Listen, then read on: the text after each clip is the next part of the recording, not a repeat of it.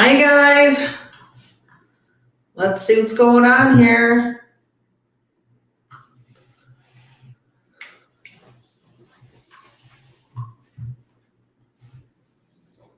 Can you guys see me? I see some comments coming in already. Let's see. Hi guys, give me a shout out if you can see me.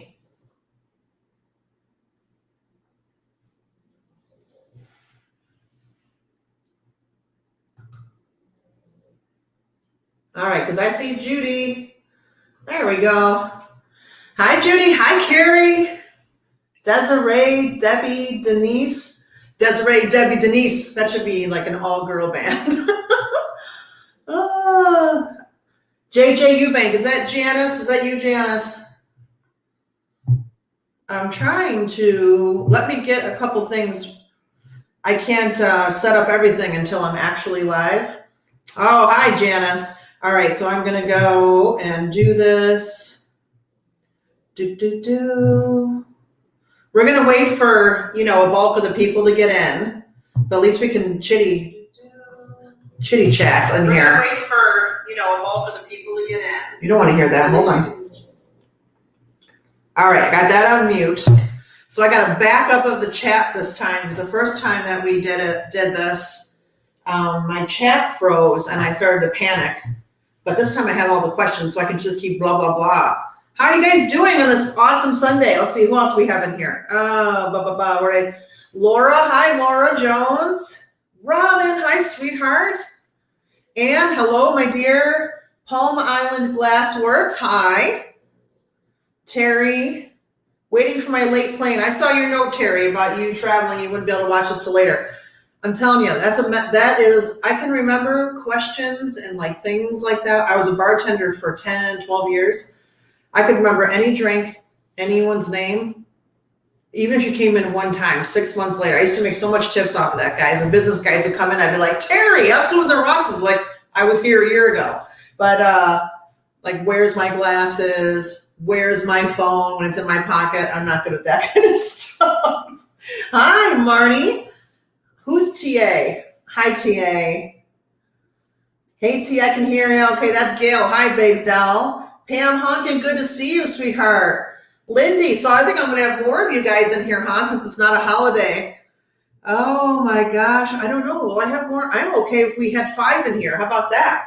Hi, Angela. If I miss you guys, I love you. It's not good. It's just, the chat goes by quick, but we're organized today. So the first episode I thought was good, but I want to make it great. You guys know how I am. A lot of you guys have been knowing me for years. So what I thought I would do this time is have you guys submit questions to my email. Excuse me. And we got a ton, like a lot. So once we get what time is it? 2:59? When we get the bulk of the people in here, this is going to be some good stuff. There were some great questions. You guys had time to think about the question. I had time to think about the answer. My voice is a little scratchy. About an hour ago, I started feeling like that weird, you know what I'm talking about, guys? That jelly feeling, like a little weak, and my throat's getting scratchy. So I think I might be coming on with something a little bit. But I will give you all I got. You know that. I taught in Las Vegas. I had bronchitis and strep throat for 8 days. Oh my gosh, it was the worst. People were like, really? I was dying after class. Oh my gosh. Okay, so hi Pam, hi Lindy, hi Joseph. It's Patty, not Joe. Hi Patty. Terry, Angela, Heather, Geraldine, Teresa. Okay, TA is a cool nickname though. Teresa, I could go with TA. Who else? Geraldine, hi. Oh, Geraldine, you're welcome. She says she appreciates this awesome time with me. That's nice. Thank you so much. I appreciate you guys coming and supporting this crazy endeavor. I got a couple crazy endeavors going on right now. What else is new, right? But please have pen and paper. We're going to go to 3. We're going to go give it 3 more minutes so I can say hi. And then I'm telling you, we've got fantastic questions. fantastico. And I'm really enjoying this time with you guys. So I am going to try to do this twice a month. I received a very interesting and compelling to me comment from Anonymous, we're going to say, that I'm going to read in the middle of this that made me just kind of think about some things. So I'm going to share that with you. And it was nothing bad. That was kind of cool. So I got all your questions, but also, guys, we have the drawing for the $50 gift card. I think marketing sent out an email saying, hey guys, we want your, is my mic on? Yeah, okay. We want your questions for Tanya's Glass Gab. And I know we got like 3 questions. And then I said, you know what? They love me. They love AAE. They want to do the show, but let's just put a little fire under the butts. Tell them we'll give them a $50 gift card. The freaking floodgates open. We have so many questions, you guys. There's so many that we have enough for 3 shows, probably. So here's the deal. I only get 90 minutes streaming before we start to have issues, the platform and the bandwidth.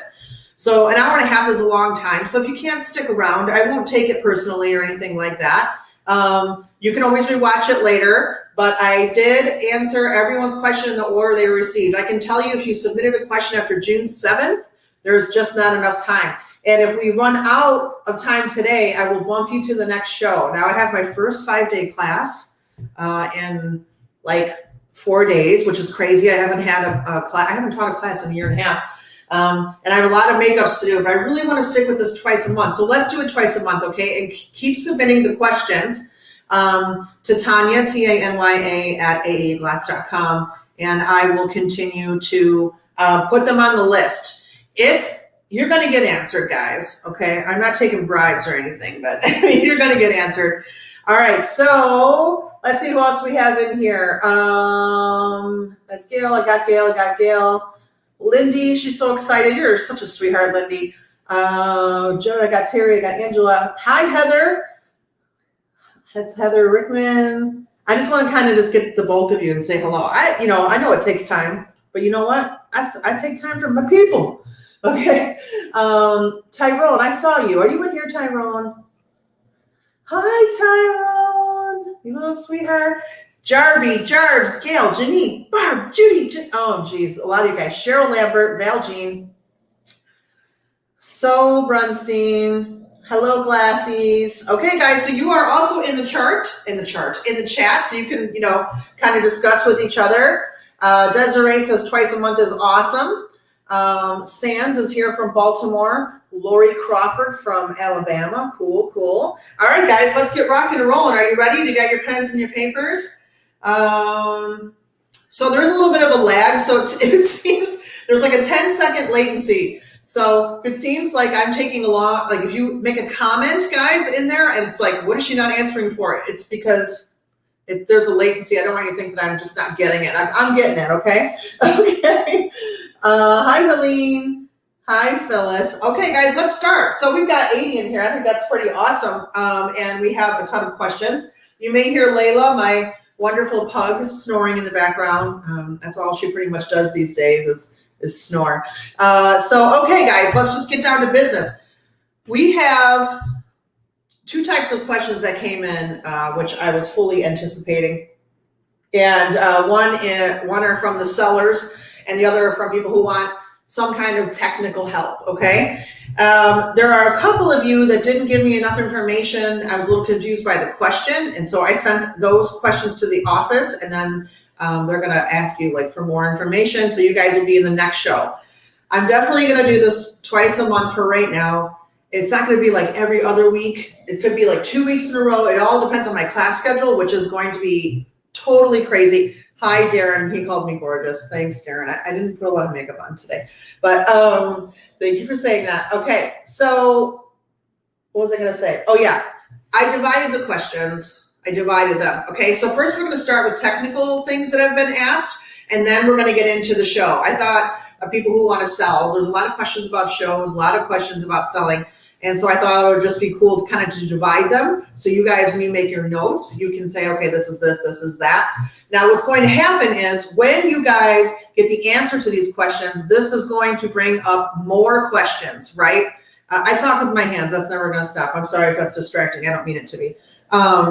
Sue said I pronounced her name so, but it says S-O-O Brunstein, doesn't it? So I didn't know, but hi, Sue. I'm sorry, Sue. So this will be easier for your notes, okay? Now what's going to happen is when I'm discussing these things, other questions are going to come up, of course. Drop them in the chat right here. If it gets to the point where we're hung up on one subject for a long time, I'm going to say we'll push it. I'll make a note because there's a lot of questions to be answered. And then we'll go to the next show. Don't panic if you can't get to the next show. Don't panic if you can't be here, guys. Just watch it later. That's okay. I do know the winner of the $50 gift card, and that is from anybody who submitted a question. Anyone who has submitted a question thus far. You don't have to be present to win. I have your email because you submitted the question. So anybody, even if your question doesn't get answered today, you're still in the pool here. Okay, so I do know the winner. And we're not doing it until the end, okay? Come on, guys, you gotta know that I was gonna do that. Okay, so if you do have questions, please, not Facebook, guys. It's really hard. We maintain 30 groups. There was questions all over them. It's very difficult for Michelle and myself. So please put them to Tanya, T-A-N-Y-A. Let me put it up here real quick for you guys. Hold on here. Any Glass Gab question, because other questions are going to come up when we start talking about stuff. Tanya at aaeglass.com. Let me put that up. Hold on, please. And then, boom. All right, there it is. Write that down. And just start submitting them. And then as the show goes on, we'll mold it and create it. And we are going to have special guests. I already have my feelers out there. But I wanted to answer your questions on the first few, okay? All right. Here we go, guys. You ready for the first one? Gretchen, hi. Hi there, sweetheart. Susan, Darren. All right, here we go. You guys ready? Hold on, I got to get I'm working like three different, I'm like a phone, a monitor. I'm like all up in it, okay? All right, here we go. You guys ready? Are you ready? Here we go. All right. Beth R. I have chosen not to show last names for privacy purposes. Okay. All right. Beth R. says, and guys, even if you know the answer to this question, stick with the show. There's a lot of good stuff coming here, especially for you sellers at the end. Okay. You never know what you can learn. And I absolutely encourage you guys talking in the chat. Okay. Here we go. Beth R., does divot only happen on the ramp up to process soap? Okay, so let's kind of break that question down for a minute. I've got some notes here too. See, guys, I was making notes for the past couple days. Okay. Does divot only happen on the ramp up to process soap? So the ramp up, what is process soap? The whole time, guys. Okay, because there are a lot of new people in here because they sent me emails prior to this. The ramp up, the process soak is the whole time. There are a few times that divitrification can happen, and a lot of you know there's a few ways to get rid of them, to get rid of it as well. So divot happens between 1250 and 1350 for bullseye glass, pretty much generally for all fusible glass. The higher that range that you're holding that temperature in, 1325, 1350, the higher in that range, the more susceptible the glass is to divitrification. What is divitrification or divot? It's crystallization on your glass. Okay, that's the short, gist of it. But it's, what soap scum looks like, guys? That's what I call it. I call it glass scum. It's soap scum. It's that haze, that cloudiness that you spend all the time working on your piece, and then you get it out of the kiln, and you're like, oh my gosh, what is this? And that's what it is. Okay, just to give some of you a rundown here. So opal glass tends to divitrify much more, pretty much generally 90% of the time. So clear, you'll never see, rarely clear, divitrify and get that glass scum on it. So no, it doesn't only happen on the ramp up soak process. So if you ramped up to, people with fire brick kilns, which a lot of us have, they hold a lot of heat going up and they hold a lot of heat going down. Okay, so that prolonged heat, baking, heat work in that temperature range of 1250, 1350, your glass is susceptible to this glass scum. Okay, so there's also another way to get divitrification too. There's two. things that shouldn't be technically in the kiln, oils from your hands, always, that's why they say clean your glass, clean your glass. We can talk about what to clean your glass with, in a little bit, but anything foreign, all those glues, don't use Elmer's glue, guys. Don't use Elmer's glue. Don't super glue. Heck no, guys. There's some carcinogenics in there that are terrible. You should never be burning that stuff and breathing it. Fiber paper and refractory material. Anytime you have dams, fiber paper, yes, thin fire too, that kind of stuff can cause devitrification. Now, sometimes we just can't get away from that. So a lot of times, those people will say to vent your kiln if you're damming, things like that. But yeah, you don't want to do that, guys. That's risky because when you have thick glass work, you can risk actually having fluctuations in the temperature in there and causing your glass to crack. But another reason that you would have devitrification is not only in that range of 1250 to 1350, it's high temps and holding too long, baking your glass too long. I'm using the word baking because it's just an easy way for all of us to resonate, right? So for example, let me get back here real quick. Pot melts, raking, those high temps, flow work, dam work, the flow. I think I have a video called The Cascade. Nathan Sandberg does the flow. Bullseye does a version. We all kind of do our own versions of it. You will get devitrification. That goes up to 1525 degrees and you're holding for 2 hours at those temps. You are surely going to get that divot on the way down. So one of the things to do when you get that divot, sorry guys, I'm looking at the chat as I'm talking to you here, is to not let it happen in the first place, right? Okay, so really minimize the glues that you're using. In our studio, we use Bullseye glue gel. That's the fusers, the fusers glue, and then there's Glass Tech, the pink stuff, which I don't know about you guys, but there's very rarely that I use that pink stuff. It just takes forever to dry, and then it doesn't really hold. So stick with that Bullseye blue gel. Love that stuff. Burns clean every time. Truthfully, forget. I know the Elmer's glue might be a little cheaper, but it just causes a lot of problems in your glass. When you're cleaning your glass, of course, you can glass cleaners, and don't never use like a Windex or anything like that. We use half isopropyl alcohol and water mix in our studio, and it's every single time. We just put it in a spray bottle from the dollar store, and boom, boom, boom, clean the glass. Let's see, hold on. Okay, so that's it on the divot. What else?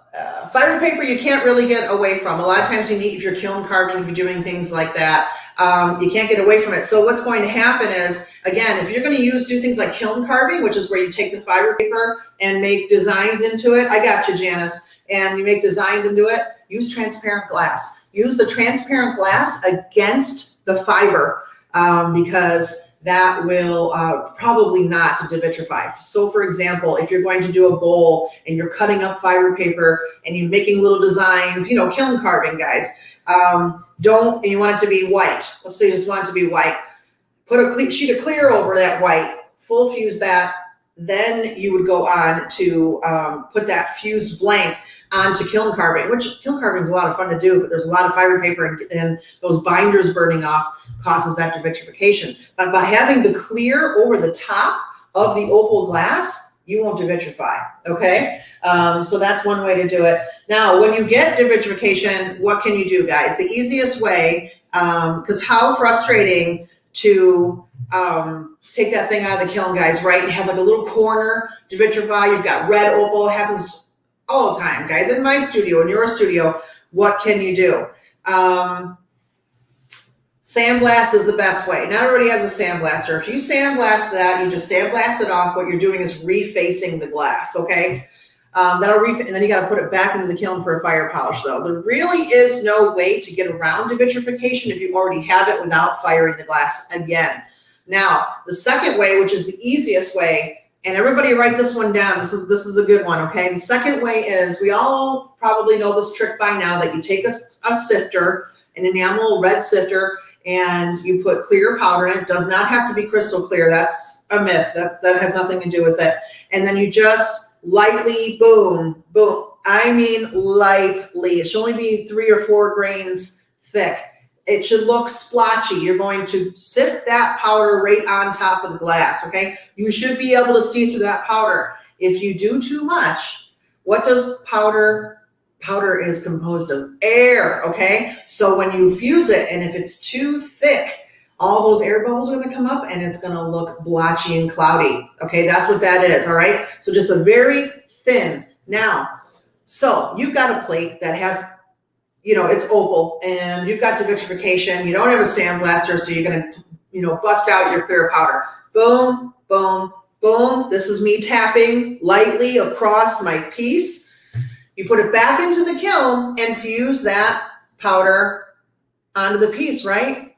You don't have to go to full fuse. The more you full fuse your glass, okay, the more you put heat work to the glass, the more susceptible it also is to devitrification. That makes sense, guys? Okay, so you want to get that to a low temp. So if you were in a situation with the powder and you've got to put it back into the kiln, right, to melt that powder. It's kind of like, a coating, a glossy coating. You only want to go up to 1400 to 1425. Do not go to a full fuse. You don't need to. That powder is going to melt like that. And we want to stay away from the excessive heat work that caused this in the first place. Right, guys? Okay. So 10 minutes, 1400, 1425, 10 minutes. We're going to talk about low fuse also for one of these questions. I am a huge fan of fusing very low in temp and holding as much as I need to. It's good for the glass, good, healthy glass, okay? So 1400 to 1425, melt the clear powder. Do not overcook this thing, okay? 10 minutes, boom. What happens if you pull it out and it's like gritty, like sandpaper? It means that you didn't go, hot enough. Now, for those of you who just have side elements on the kiln, that could happen. Top elements, probably not gonna happen, all right? So some comments about that. What about hairspray for glue? Janice says yes. So Janice, I use hairspray religiously for dichroic jewelry, mostly. I have seen a residue from hairspray on larger glass work with no dichroic. So the hairspray burns clean from the metallic oxide on dichroic with no issues. But if I am creating plates, bowl, anything else in glass that does not involve dichroic, I am using the bullseye gel. I have seen it a few times, guys, in my studio with that hairspray. So I stick with dichroic jewelry with the hairspray. Does that make sense, everyone? Vicky says aloe. I'm assuming, Vicky, that you're saying aloe for glue, right? Yeah, you could. But again, you don't know what's in that aloe. Just stick with the bullseye gel. I'm a huge advocate. I just go with what works, and it's cheap. It's very cheap. It's a lot cheaper than it was when it first came out. Okay, so Mary Lou, I got you here. We're going to add you a question. Give me a sec, guys.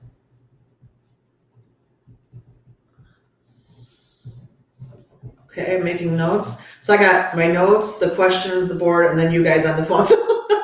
And I'm clear powder in between. Okay, Helene says transparent on top of glass with clear powder in between, use or no. Are you talking about, you don't want to put, Helene, you don't want to put powder between your glass ever and then cap it. You don't want a powder sandwich. That is just a recipe for bubbles. If bubbles don't bother you, yes, then you could do it, but it's a recipe. That air cannot escape all the way out of there. Okay, Desiree, I had the feeling someone was going to bring this up. Desiree says she's had luck with etching cream on small projects. Here's the deal. So she's saying, guys, you put etching cream on with small projects to get away that devitrification. It's pretty much like sandblasting, right, Desiree? But you still got to go back into the kiln and fire it up for a fire polish. Here's the thing. The etching cream does not etch all colors of glass. I did an experiment, like a Looney Tooney experiment. I call it Looney Tooney because when I start something, I have to figure out the science of it, or I just keep going. I mean, I will not admit defeat. Okay, that's why you think I come up with all that crazy stuff, right? So the etching cream, I put etching cream on pretty much, I took like 2 weeks, every single opal color bullseye glass, guys. And many did not etch. Iridize, forget it, not going to happen. Sometimes the black will iridize. I was going to do this big class on it, all this good stuff. and it was so inconsistent. And different run numbers of glasses, like they have run numbers, like they'll run red opal glass at Bullseye, and then 2 months later that'll be one run number. They'll do another run. They do it in stages of color. That's how they produce the glass. And then like that would etch, but that wouldn't. It's inconsistent, and etching cream's not cheap.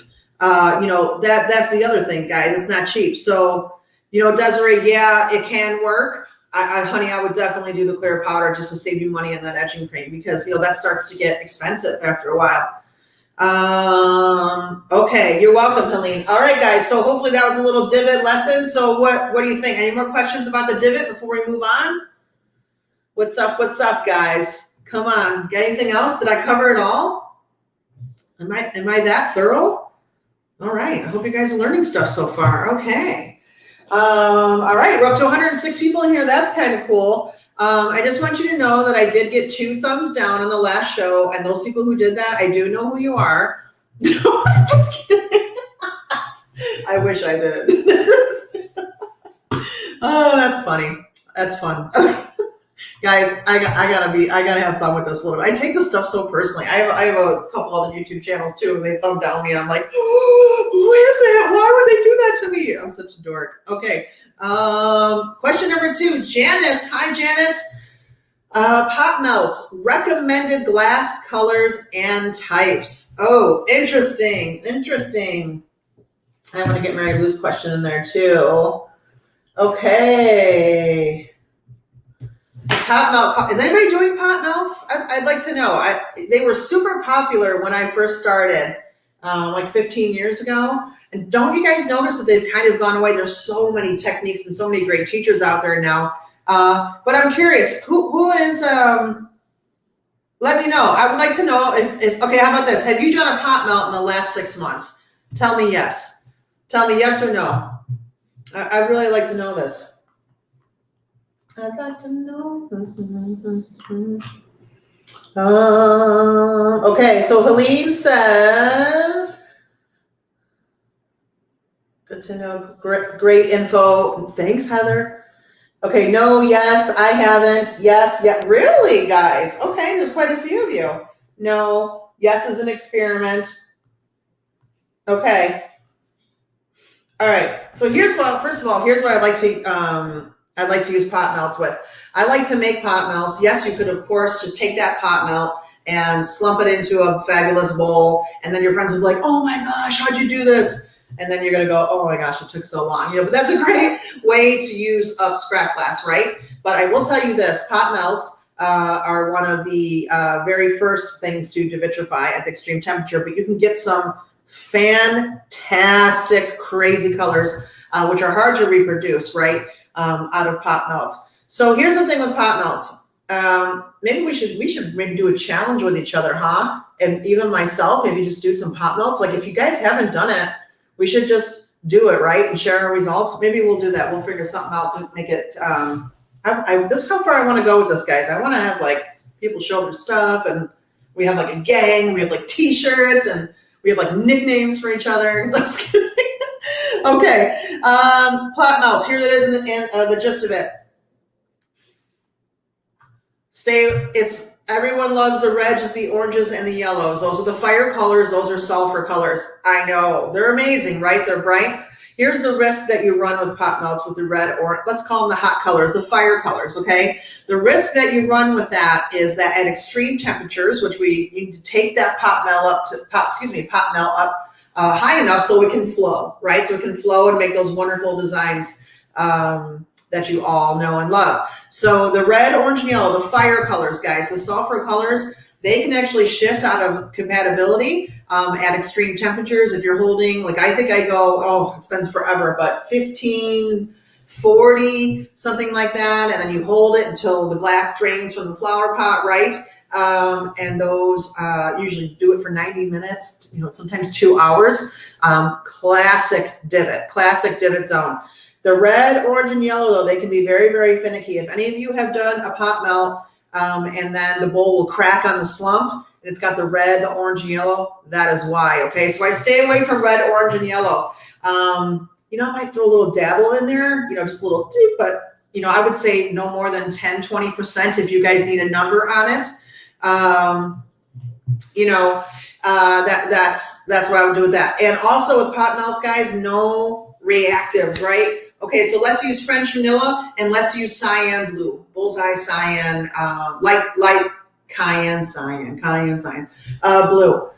Those are wonderful reactive colors. We can, you get some beautiful reactions, but mixing them in the pot would be, you're going to come out with a big old cow pie, if you know what I'm saying. That's the thing about live. You never know what I'm going to say. So,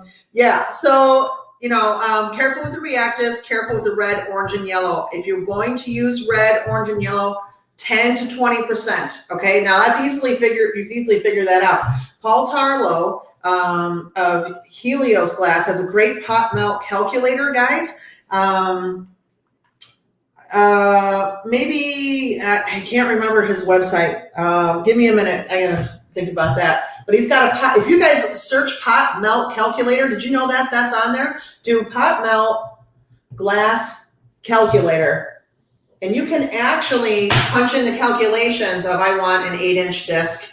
And by the way, you guys are using soda lime glass because it'll ask you. It doesn't say bullseye. You're using soda lime. It's a drop-down bar. Punch that in. If you say I want to do an 8-inch bowl, you can actually put that in the calculations. And guess what? It'll tell you exactly how much glass to use. So I know the next question you guys are probably going to ask me is how to set a pot melt up. So give me 1 second. So you guys can use that calculator this way. It'll tell you how thick it is. Isn't that great? Did you guys know that was there? Yeah, so that's huge. That's why you want to come to Glass Gab. Okay, all right. So I'll give you a calculator for that. So that's about it for that. Craft. Okay, we're gonna put some of these comments up, especially the ones that praise me. Okay, I love your new Glass Gab, Tanya. Thank you so much. You're welcome, and the fact that you were. Oh, it's no problem, Deb. I enjoy it. That comment that you made is one somebody else kind of made it. We'll wait till later. You'll see. I'm going to show you the comment. Okay. It's not bad. I'm not like, publicly shaming anyone or anything like that. Okay. Lynn says, don't sweat thumbs down is actually good for traffic. Oh, I know, Lynn. I know. I'm just a sensitive person. Okay. I am sensitive and then I'm not. So I'm just like, whatever, take a hike. But okay, Glass Gab buttons. Didn't you used to have kitten buttons? I did have kitten buttons, Heather. Was anybody here around from the Vegas glass show when I was handing those kitten buttons out? It was crazy. People were like, what are these? Oh, it was the best marketing I ever came up with. It was like 7 years ago. I don't know if anybody was here for that. Okay, Helene, regarding the pot melt, the best way to set them up. There's a lot of ways, but, and you guys, it's readily available on the internet. I personally like the flower pots. The clay terracotta pots. You want the ones from Mexico. Those are the ones that tend not to crack. So yeah, fill it up. I just build dam furniture. Your dams, you can cut up old kiln shelves, your dams, and stack them up and make a little bit of a gap. I'm going this way, a gap, and then set the pot on top. Just stack up furniture. They have rings and things. There's that you can stainless steel rings. But another good way is to do kiln bricks, guys. Kiln bricks. So let's say you want to go like big. Okay. So you got to kind of have your area. Take kiln bricks on the outside and stack up as high as you want to go. 6 inches is fine. Okay. So like this, then you're going to take long rails and go across. You know what I mean? So the height is any kiln furniture you can find. Long rails across. All right, then pot on top. It's the easiest way to do it. Yeah, you need some room, that's for sure. So that's where that pot melt calculator will help you, because you don't want this thing overflowing on your floor, right, guys? And then damaging your bricks. But I'm sure everybody has their floor of their kiln washed, right? I don't. It's the first thing we should all be doing. I'm putting it on my list this year. Okay, so this is another good point that Debbie's making. She found, nice picture, Debbie, bam. I found the hot transparent colors in 96 turn opal at pot melt temps. Exactly. So she's saying that the transparent reds and the oranges, they will actually turn opalizing. Oh, that's absolutely true. Absolutely true. Let's see, gray mold, which isn't a pot melt, but easier than the high temps. Okay. Karen says, I've done some melting with Patty Gray, which isn't a pot melt, but easier than the high temps. Another thing you could do, Karen, with those Patty Gray molds, if you really wanted to get crazy, guys, I can't believe I didn't think about this till just right now. You know how Patty Gray has the round molds? Oh, you can get those at aaglass.com. You know that, right? The round molds, you could actually take a drill press and drill in the middle and make a hole in it and then fill up, because it's a damn mold. You guys know what I'm saying? Yeah, that's a good way to do it. And you could, yeah, but once you use it for that, that's it. There's no going back, because you can't kiln wash it, guys, and you can't put no MR97 won't work at those temps. You can't do that. You can't do that, guys. You can't. Okay, but that's kind of a cool thing to do. Angela, you still have she says she still has her kitten club button. Oh my goodness. Oh my goodness. Okay. Couple more questions here before we get on to the next plan question, and that is Teresa, right? Kilns, regular versus fiber. Okay, I have both in my studio. I like the fiber kilns love the fiber kilns for jewelry. They're amazing. And I do say that Jen Ken kilns, I could be wrong. I don't hope you guys don't yell at me for this, but I think they're the original fiber kiln makers. But one, I will say this, wherever you buy your kiln, I want you guys to make sure that you have customer service all the way, period. And, some companies are known for better customer service than the other, but it's when your kiln breaks down, and I mean breakdown as far as needing to change the elements. This is a woman-friendly community, right? Hi to all you gents out there. I know you guys are coming in here, but a lot of us don't know how to change relays and how to change elements, so you need that support. I would say, I'm in a precarious position, because I'm not going to sit there and say this company is better than this company. I think they all have their strengths. I always think that customer service can be improved. So that's the first thing, guys. When you buy a kiln, ask around. That's what Facebook word. Where is a good place for customer service? That should be the first question coming out of everyone's mouth. Not where should I buy my kiln? Who has the best customer service and customer support? That's the question that you ask. Teresa, as far as fiber goes, I love it for jewelry. I love it for two-layer glass projects. Perfect. Okay. When you guys are working thicker and you're doing dam work, dam meaning you're damming over 6 millimeters, and you want complete control over firing, I think the fiber kilns cool down too quickly for that. And I have cracked several 9, 12 millimeter pieces in my fiber kiln. I have a coffin fiber kiln, which I absolutely love, by the way. And I have cracked that. It cools down too quick. That's the reason for fiber. Speed. Okay. So that's it, Teresa. You got to ask yourself, what am I doing? What am I doing in my glass work? Of course, in the grand scheme of things, we buy one for jewelry, we buy one for plates and bowls, and we have 2 kilns, so everybody has that option. Ask yourself what you're doing and where you're going to go for the next 2 years, next 3 years. You're going to make jewelry, get the fiber kiln. You guys can turn and burn that stuff in a fiber kiln in 5 hours. You can do 3 a day, 2 during the day and 1 before you go to bed, right? So that would be a good thing to do. Okay, I am skipping over some stuff, guys, just for time, because you guys can read each other's comments in the chat. Yeah, that's right. Heather says, let me put your comment up, Heather. If you're using terracotta saucer, make sure it does not have made in Italy stamped onto it. Exactly. The pots from Mexico are the best. I find less cracking. They're so cheap. And guys, even if they crack, I still even reuse them. So, yeah, Gretchen, Jen Ken held her hand while changing out the core. Yeah, they're awesome. As for Mike, Jen, obviously Jen, awesome people. Ann says watching live is much better than watching the recorded version. Well, thank you, dear. Yeah, and Gail says YouTube is, I was just going to say that, guys, changing a relay seems scary. It's not. Once I did it, but turn the power up. The main power off, turn it off, ladies, okay, and gents, mostly ladies in here, I think. So turn the power off, guys. We don't want any accidents. All right, let's move on to the next question. We got the pot melt, all right. This is a good one. Guys, I have allergies too. Maybe that's why I keep on going and sniffing, okay? This is a good question. Bill, Carol P, are you guys in here? I don't know if they are, but this is a great, great question. We have a real problem with glass sticking to the nipple portion, well, there's really no way to say it, right, of our pendant molds. We spray it thoroughly with zip mold release before firing, but the glass still sticks. Okay, guys, so we're talking about those creative paradise molds, the holy choker, the trident, the little jewelry molds that have the little nub in the middle. Do we all know what we're talking about here? Okay, first and foremost, do not use zip with those molds. Okay, learned that lesson so many years ago. I had the same problem, Bill and Carol. Bill and Carol, if you guys are in here, give me a thumbs up or just to let me know. I don't care how you spray it.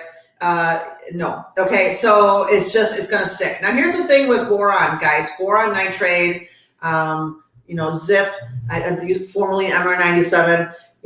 They do not perform well at high temps over 1450. Period. I've tested it. I know it says 1500 on the can or whatever it says. No, I have been burned on this so many times, and I was burned very badly one time while teaching.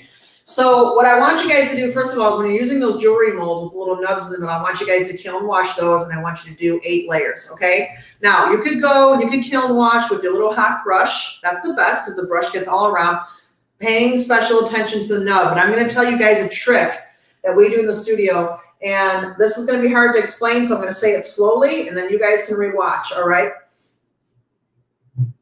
Okay, the little handheld colanders for cooking. I steal John's. John was a professional chef. I steal stuff all the time for glass.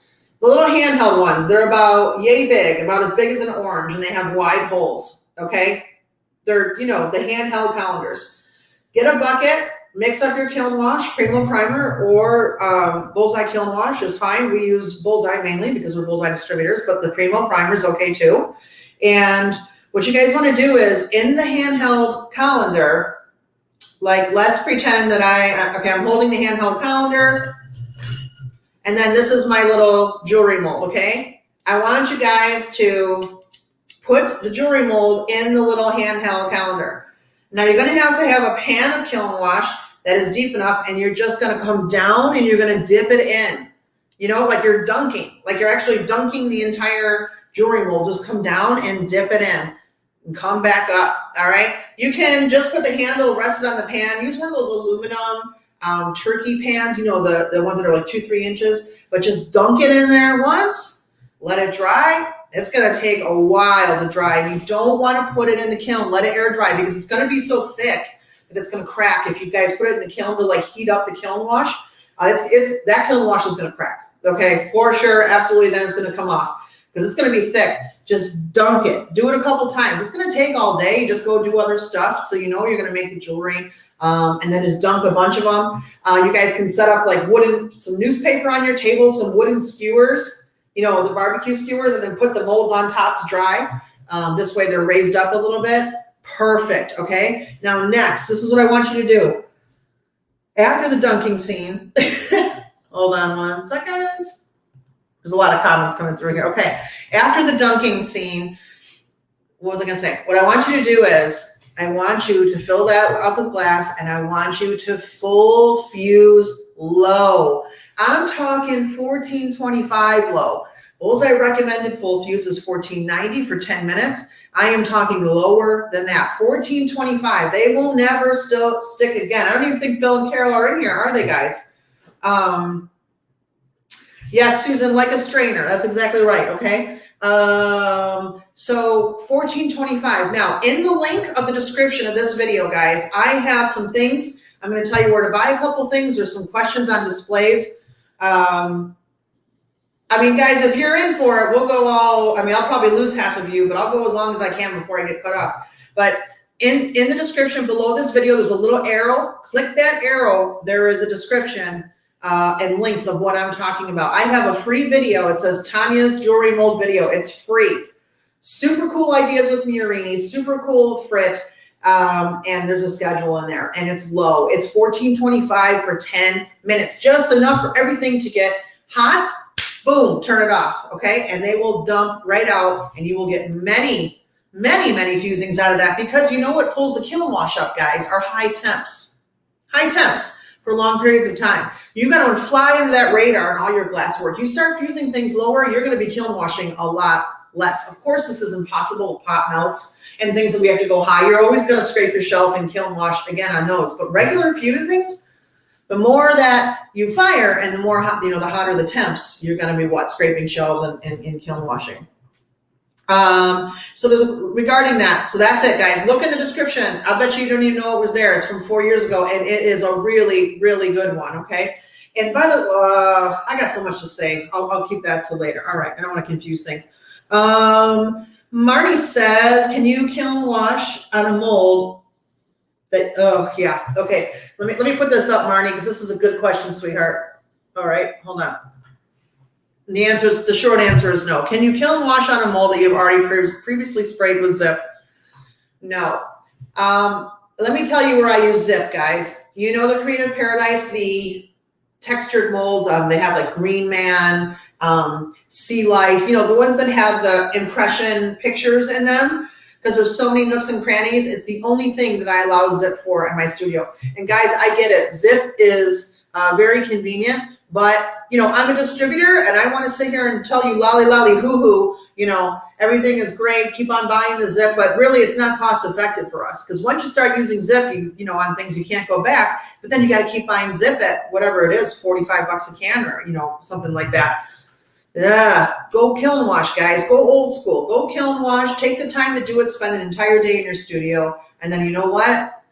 It lasts a lot of firings, okay? Now, how do you make it last longer? You full fuse lower, and hold the temp. Get to know your kiln and figure that out, right? So like regular fusing is for bullseye glass is $14.90 for 10 minutes. So I want to go lower because that's going to benefit everything in my kiln, the kiln wash, the glass, everything.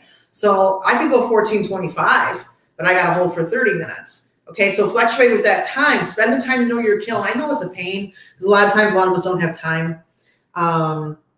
A lot of us don't have the time, and then we okay, we only have Saturday and Sunday. We got to be fusing in the kiln. Make a list, guys. Make a list of things you want to test out, and that is one of them. Low fusing all the way. Your glass will be better. Your glass will be better. Okay. All right. CPI. So okay. Yeah. What do I say? This is going to happen during the Glass Gab. I'm going to say things, and you guys are going to hear other things, of course, that are out there. I do not say something unless I am positive that it works. And how do I know? It's because it's my experience, right? So, Scale. They say use the Zip with their molds. Yeah, okay, that's fine. And it's not saying that you can't. I prefer the kiln wash. And as far as the Zip goes, if you're going to use the Zip on those molds, you got to bring that temp down, guys. Bring that temp down, lower fuse, and the Zip will not stick. You know how when you take out your glass and there's that white residue on the bottom of it? It's like a powdery residue. It's a pain to wash off. It's not going to happen if you low fuse. Low full fuse, I'm talking about low full fuse, okay? The best way to remove the Zip from the molds, guys, is to sandblast it. It's a tricky thing. They really get you once you start. You could use a, what do you call it? It escapes me. The pads, the diamond hand pads, guys, like an 800 grit, but then you risk gouging it. So I don't, oh, look at this. Look at Linda said. I don't know. Do you want to hear it? Oh. Okay, so Cheryl says, do you dunk the molds upside down? You could, Cheryl, but we just go up, and then we got gloves on. We're just like, boop, we just put the excess. But it really coats on doing it that way. Yes, Tyrone, fuse lower, hold longer. All right, guys. Oh my God, we've only been here 45 minutes already, guys. What the heck? All right, let's go. Let's go to another question. Here we go. Right, guys, ready? I bet it's killing you guys that I know the winner of the $50 gift card and you do not. So this is how I keep you. No, even if you're not here, you're still I'll still notify you. Don't worry. Okay, here we go. Bonnie, every time I fire a piece, the bottom is textured either from the pre-mode shelf or the paper used. Plain and simple, Bonnie. If that's happening even with paper, you are firing too hot for your kiln. Now, I know for a fact that when people start and they get the recommended temps from, Bonnie, are you in here? I'm wondering if Bonnie's in here. Bonnie, if you're in here, give me a yes, hon. You know, again, coming back, the low full fuse, I have been preaching that for the past, before the pandemic, you know, for like a good 2 years, my students, I'm like, just do it, it's better. You're going to pick up less texture. Unless you're using a fiber shelf. Bonnie, are you using a fiber shelf? Let's see. Yeah, unless you're using a fiber shelf. If you're using a fiber shelf and you're not using a ceramic kiln shelf, sure. Yeah, you're going to pull up texture no matter what temp that you fire in. But Bonnie, you should be getting a very smooth bottom. It's not perfect. I will tell you this real quick. I'm trying not to digress. I think I'm staying on topic pretty good. You guys know how much I talk. I had a customer who used to come in the store. This was like 10 years ago before we got to the huge place. And he was insanely adamant, and I'm being polite, that he wanted a smooth back of his piece like window glass, okay? And he drove me nuts. He drove everybody in the staff nuts, and we said, the only way to do it is to hand polish it. No, there's gotta be a way, you know, and he kept coming into the store, and I said, look, dude, you know, the ceramic kiln is as best as you're gonna get. You could also full fuse on stainless steel sheeting, and you can also which is gonna spall, and you can also full fuse on window glass, because window glass, you know, melts at a much higher temperature, but you got a low fuse if you're going to do that. Did you guys know that? That is an option. If you have a window glass from like a bath shop, a glass shop, you know, shower glass shop, whatever the heck they're called, and that will pretty much, you need to test this first. Obviously, it can't be tempered. And then you go and you put it in your kiln and see what it melts at. It'll probably melt around 1585 because that is a lower COE, which melts, you know, needs more temp to melt. You could actually full fuse on that, guys. If it's kiln wash, you could actually full fuse on that with paper. Just put some paper down and full fuse it on the shelf, okay? But you got a low fuse, 1425, and you'll get a smooth bottom. That takes some trickery, but it can be done. So Bonnie, if you are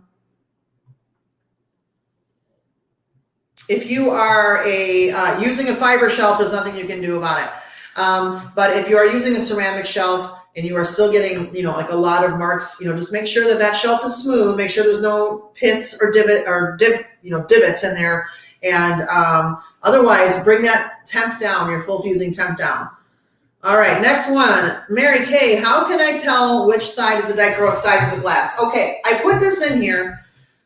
Mary Kay, if you are in here, I cannot answer this verbally, okay? There are several ways to do this, Mary, but I wanted to bring attention to it because I wanted to let you know that I am going to take pictures of this. Because I think the next show we're going to do is really focused. There was a bunch of dichroic questions that I don't think we'll have time to get to. And I'd like to show you pictures. There's 3 different ways to do it. We could sit here and I could go, and then you do this, and then flip it over and use a skewer and blah, blah, blah, but it will be confusing to you, and there's no way you'll be able to write that down. So I just want to let you know, Mary, that I got you, and it's coming, okay? All right. This is an interesting question from Tim W. He says, I have a very old but working kiln. I cannot use a kiln sitter and would love to know if there is such a thing as heat gauge temp that I could use. The kiln is called Excalibur and it's 30 years old. Okay, I don't know if you're in here, Tim, but I did some research and I couldn't find out for you because I didn't have the model number of your kiln, Tim. So if you could email me the model number, I would be happy to research this further for you. And I think what you want is a pyrometer, and that would be the temperature gauge, the actual manual needle that goes up and down. So I think that's probably what you would have to do, and you would have to have that installed. That's on YouTube. I'm sure you can figure it out. But yeah, if you want to give me the model number, Tim, I'm happy to research more, but I think what you're looking for is not a kiln sitter, but actually a pyrometer, okay? Mary Lou, still learning. I'm like a sponge absorbing everything you teach. I could listen to you for hours. Oh, I don't know about that, Marion. Thank you, sweetheart. Very, very nice of you to say. Thank you very much. I'm enjoying this quite a bit. This has been fun. Okay, Vicky.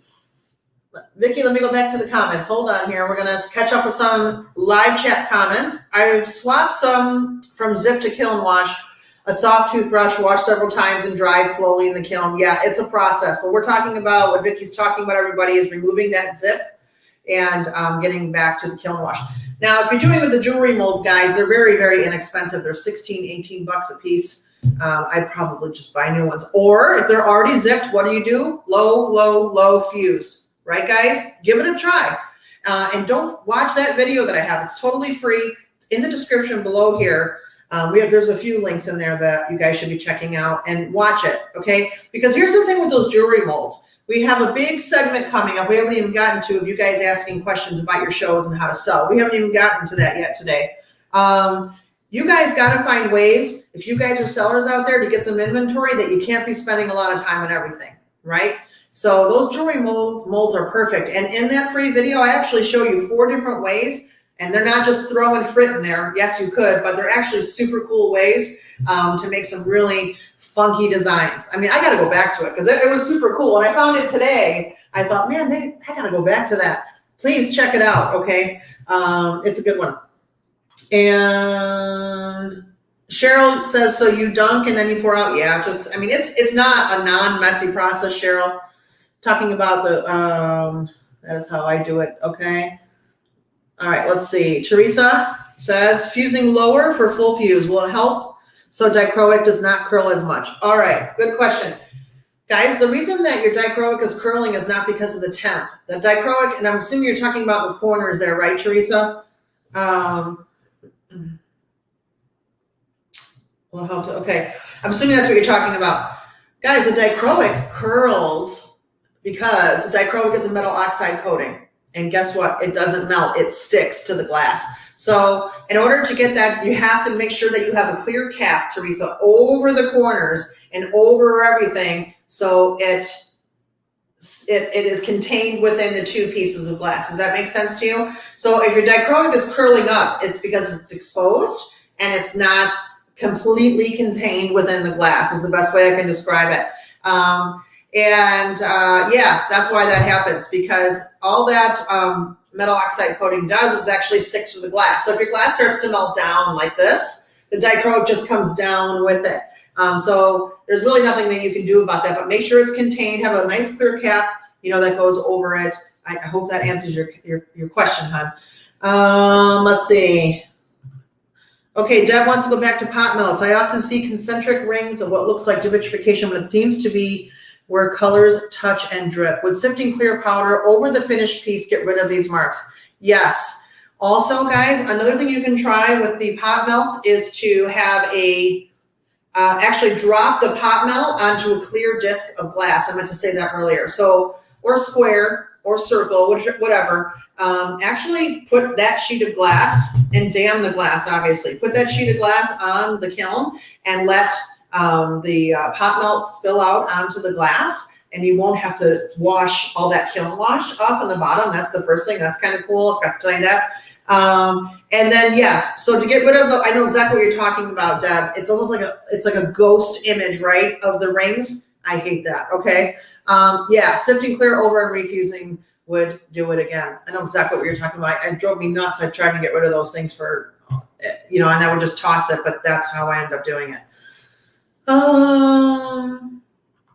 Okay, Anna, very good point. Pyrometers come in both analog and digital now. The digital is very accurate. Yes, I don't think he's in here.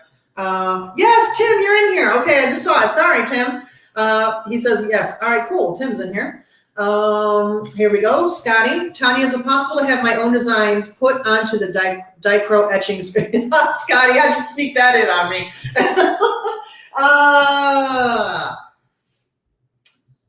Here's the thing with that, guys. A lot of people want custom screens, and it's really a process. We have an entire warehouse that's dedicated to this process with like lights set up everywhere and material. It's crazy. It's like UV lights everywhere. It's nuts. Okay. So to make one design for somebody, it takes a lot of time for these guys to do all that stuff. That's how, the pre-made designs, we make like 30 at a time. That's why we haven't done it yet. Or, the custom designs, reason being is, to make one, I'd have to charge you guys, I don't know, $50. It just seems not yet, Scotty. I know it's in the back of my head. It's been there for a long time on how to do it, because I know people want it. And plus the fact that we have to optimize the artwork for it, put it in 300 DPI. It's just a process, you know what I mean? So no for now. I'm so sorry to say this, Scotty. I'm so sorry. Oh, Karen, thank you so much. Okay, Tim. Okay, Lindy says, a couple more comments, guys, and we're almost into the other portion. We've been going an hour. You guys are hanging in there with, oh my gosh, there's 108 of you. I only lost a couple, I think. That's amazing. Okay, I know you only use 90 COE, and you keep talking low and slow, but I have to use up my 96. So what would be the top? Okay, here's the deal with that, Lindy. Lindy, are you talking System 96 or are you talking Oceanside? I am not familiar. Since Oceanside bought 96, I'm just not familiar at all with Oceanside. But System 96, if you're using the older System 96, you could definitely low fuse at 1425. I believe, what was theirs? 1465, 1475. Patty Gray used to teach at my studio all the time, and I think that's where she was at. So yes, Lindy, if you have the old System 96, the original, I shouldn't say the old, the original System 96, 1425 should work. It is worth it, again, guys, getting to know your kiln and making those little samples, seeing how low you can actually fuse. So, it might take you a couple tries. Everybody try 1425 for, let me give you guys minutes to jump off. Low fuse, 1425, 20 minutes, 25 minutes, 25 minutes the whole time. Start there, everybody, okay? Okay.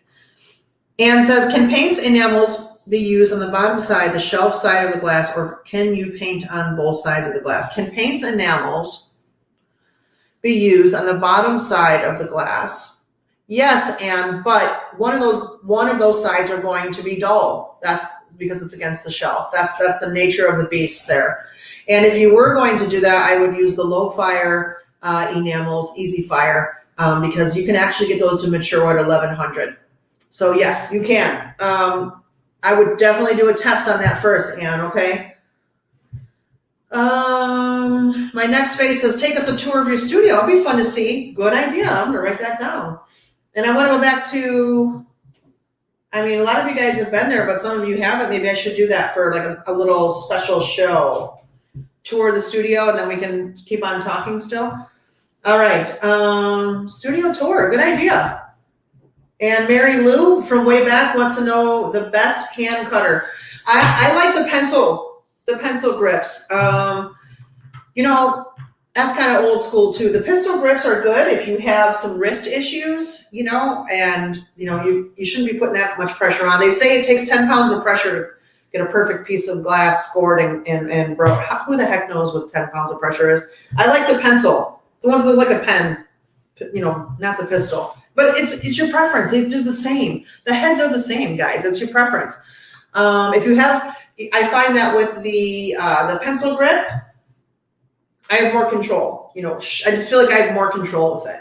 I feel like sometimes, the pistol's kind of like wavering back and forth, and you're kind of wobbly. That's just, my preference. Mary Lou, I hope that answered that. All right, let's go back to the question. I got Tim. I got Mary Lou. Kathy K, she's from the UK, guys. And Kathy, I have not seen you in a very long time, my love. How are you, sweetheart? It's been years. Oh, interesting. My powdered glass I have from you, 90 COE. Can this be used for enameling on fine silver? Ooh, I bet you guys thought you got me with that one, huh? Okay, so kind of crossing mediums here. Fine silver has a melting point of around 1790 degrees for fine silver. So the answer would be yes, because we know that bullseye powder melts around 1425 from earlier what I said. So the answer would be yes, as long as you're below that radar. I don't know exactly how you want to use it, but I'm assuming if it's in my mind. Kathy, if you want to send me an email and elaborate more, but I think the answer is yes on that one. Okay, here we go. Sue S. Sue S. Are you in here, Sue S? I know your last name, but I don't want to say it out loud. Thank you for supporting me on my other channel, Sue. You know what I'm talking about. You're a sweetheart. Okay, she's a sweetheart. All right. What is the highest and lowest rate you use to avoid slide marks on your bowls when slumping? I'm assuming is what you're talking about, Sue. You guys will see some of your questions have been shortened. I only have 200 characters in my banner here. Okay, guys. So what she's saying is, what is the highest and lowest rate you would use to avoid slide marks on your bowls? And I'm assuming that this is the schedule that you are using for that, Sue. Thank you for providing that for me. Okay, let's take a look, guys. So does anyone else have this issue, the marks when you're slumping? Now, first of all, the deeper the slump, the more susceptible you are to this happening. I just thought of something. Linda's saying slide marks, they're just marks. What it is the glass grabbing onto the mold, guys, okay, when it's coming down. This has been a problem, especially with the deeper concave molds, like the cone bowl mold for glass artists for ages. I will tell you guys this. This is not a shameless plug. I'm going to do that later. This is it. If you guys go to auglass.com, there is an ebook there by Bob Leatherborough, and I can't recall the exact name. It's like firing schedules. Maybe we can have the mod, Mark or Michelle, if you guys are in here, could you throw up the link for that? It's firing schedule ebook. It's so good. It will talk about to prevent things like this. It's so good, and I think it's $25. And I think that if I could require every glass fuser before they even step on this earth to say I want to fuse glass, I would make them spend the $25 to buy this book, okay? Sue, huh, baby doll? Okay, so now here's the situation. Sue, 225, that ramp is good. To 900 is good. Now, that 900 ramp should be, thank you, Mark, that ramp should be, on thicker glass, right? So it never hurts, guys, to go slow. It's never going to hurt your glass. And then you have 100 degrees to 1125, hold for 5. There's her slump, guys, 100 degrees to 1125 for 5 minutes, and she's still getting the marks. It's the glass grabbing onto the mold, Sue, okay? So, Sue, I slump at 1080, if you can believe that. That is low. And now let me tell you, you got 1125 for 5 minutes. That's telling me that your kiln is heating up real nice, okay? So, because if you're slumping, the deeper slump, guys, the longer you have to hold. Those cone bowl molds, I love them. They go like this, from bullseye, they go like that.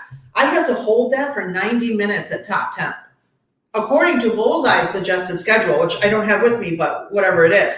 90 minutes, or I don't get a perfect slump. So Sue, honey, if you're holding for 5 minutes at 1125 and that is slumped, you are either using a very shallow, like one of those just kind of whoop bowl molds, the real shallow ones, or your kiln is hotty toddy, honey, okay? So what I would do is I would switch that schedule right there, that segment, Sue, 1125, take that down. I mean, at about 1050, the glass is gonna, depends also, if you're using transparent glass, it's gonna be softer. If you're using opal, it's gonna be harder. You would have to hold longer, right, guys? It's all about viscosity with slumping. Slumping is an art in itself, okay? Transparent glass is gonna melt quicker than opal. Opal's a stiffer glass, right? Okay, so if you're using transparent, Sue, a nice light aquamarine with a clear, you could probably hold that glass at 1050 and hold it for 45 minutes and you get the slump. Okay, does everybody understand that? That lower temp for slumping and holding longer, you're still going to be below the divot range, guys. Most of your problems can be solved by going slower or holding lower, right? And holding longer. That's really the truth. I can't remember. I think maybe Gil Reynolds made some kind of saying about that long time ago, but it's so true. All right, so Sue, let's do this. If you're using opal, you're going to hold longer, but let's stay at the same temp. Let's do this. Let's go 1050 for you, okay? And if you're using transparent glass, I wish, Sue, can you send me a picture of the mold, sweetheart, to my email? It's hard to advise you without seeing that mold, but I definitely want you to go down to 1050 and you're going to hold longer. Okay, Sue, a lot longer, and you're going to get rid of those marks, hon, okay? All right, where are we at here? Oh my goodness, we have a lot to go. You guys ready? Does everybody need an intermission? Go get some water, we're going to go to the anonymous comments that, okay, hold on, I'm looking at some of these. Just another day at the office. Yes, that's what it is, Sue. The ebook is called Just Another Day at Office. I think Mark threw up a link for you guys. It's the best 25 bucks you'll ever spend. You know, and it's not a book that you sit and you're like, woo, reading, because let's be honest, when we're all reading numbers and things like that, it gets a little, right? Take your time. Read a chapter, let it absorb, come back, okay? You don't want to try to take in all that. Okay. Joanne says, how do you slump a wine bottle without getting divot? That's very hard to do, okay? Because the wine bottles are a different COE, and it's window glass, and they tend to devitrify. So, again, okay, now if you're talking about full fusing, I would definitely put some divot protection spray on it, but then if you want to slump that, the solution would be, Joanne, that you're going to have to go under the radar, which is under 1250, the divot range, okay? So the divot is 1250 to 1350, go under that range, like 1150, but man, are you gonna have to hold, because this is window glass and it heats up. I mean, I'm talking like a 2.5 hour hold. So give it a shot, but definitely the solution is to go lower. Janice says she just bought the book. Well, Bob, thanks you for that. Thanks you for that. All right, back to the questions, guys, and we're getting into the second portion. So awesome questions. Are you guys having fun so far? I would like to know if you're having fun. I would also like you to write your questions down for the next show and submit them to me, because this only keeps on going with you. And let's see, what is the next? Let me get back to that. Sorry, guys. Hold. All right. This was, I'm leaving her anonymous because she's going to be in it. Oh, you guys love it. Thank you. I get this question sometimes. This is the first time, comment, question, whatever. So being that you are new, anonymous, I know who you are, but we're leaving it. We don't want to throw you under the bus like that. It's not a bad question. It's just a quick comment. And it's me, just gives me 1 minute of a platform with you guys to answer this. It says, hi, I am new to AAE. I want to drink the Tanya Kool-Aid. That's not the first time I've heard that expression. I don't know why people say the Tanya Kool-Aid, but I have to wonder, are your new shows really free? Nothing is free in my experience. LOL, I am cautiously optimistic. Yeah, I'm not going to come on here, anonymous, and then say, you guys, now we're going to charge for Glass Gab. No. Okay, I just wanted to say really quick why I'm doing this, all right? There's two reasons. One, we've been in business for 16 years. We're not in mom's basement anymore, guys, okay? We have a big, I don't want to say empire. It's not an empire. We have a much bigger thing going on right now. And so I have, my business started on connecting with customers and taking time to speak to everybody. And that's been harder to do as I have gotten bigger, because now I'm running, I'm not only a president, I'm a client. What is that from? I don't know. But anyways, I like to connect with my customers. I'm on Facebook a lot less. I'm sure you guys have noticed. I mean, Facebook is out of control for me. I probably get, I'm not exaggeration, 75 times a day tagged with all the groups, the emails. It's overwhelming, and I do have a lot of stuff to do, and I really don't have a life except for AAE. I'm working from 7 in the morning until 10 every single day, 7 days a week. John and I go away for a weekend about every 2 months because I have to for my sanity. But yes, it really is for free. And I'm doing this for two reasons. One, to reconnect with you guys. And I want to take the time to do it because I think it's important. And two, of course, it's a platform to talk about my business, which I haven't even done yet. We've been on for an hour and 15 minutes because I think if you build trust with your customers, that, they might choose you to be their glass supplier, and that's why I do it. And I enjoy it, and I love talking to you guys, and it's like interaction for me. And so that's why I do it. So you can drink the Kool-Aid, anonymous. I'm not going to charge your credit card $19.95 for Glass Gab. It's not going to happen. But it is also a platform business-wise. I'm a businesswoman. That's how it works, and I get to plug stuff once in a while. And so that's why I'm doing this, guys, because it's fun. On that note, boom, there's the special today. I thought it would be funny to put that in here. Okay, so this is the special today, guys. I'm going to offer a special every show, and today's special is Hair Club for Men. That's who it was. It was Hair Club for Men. I'm not only a president, I'm also a client. Okay? This is a special. Today is going to go through midnight tomorrow. 1, I've never had this special. 2, I was trying to think of something cool to offer you guys for watching this. And if you can't take advantage of it, that's okay. You're still here viewing. It's all good. We're going to get into the selling aspect and your show questions next, but I'm going to take 20 seconds to tell you about the special, and then that's it. I'm not just selling you a timeshare. It's 25% off of, I have to read it, look at Tanya's paid online classes, the link in the description below. Never have I done this. So all of my paid classes that are on aaglass.com, the link is below on this page of the YouTube page, the description, guys. And the marketing team already just marked the prices off. There's no coupon, there's no nothing. There's classes from $39 on there, and then there's the huge class, which is my legacy, the jewelry class. I will say this to the camera with conviction. If you are thinking of changing your jewelry and making your jewelry into fine art jewelry, this is the class. Anybody, I know there's a lot of people in there who've already taken it. Guys, you can vouch for it. It's amazing. It's my whole heart and soul of everything that I've done in one video. So with the 25% off, guys, you do, it's like $50 off. Like it's something crazy like that. So anyways, if you guys want to support, and this is your time to do it with the classes, and if you can't do it or you already got it, it's all good, guys. I still love you, all right? So that is the special till midnight tomorrow. Okay, guys. We got one more. We got one more that came in I want to get before we go into the how to sell. There's a lot of questions about shows, and I'm sure you guys have them. I am hearing that they are killing it out there, guys. Have you guys been watching the Facebook group? There's a few regulars that buy the findings from us all the time, that buy them by like the truckloads, and they're saying that people are spending money. I am so happy to hear that for you guys.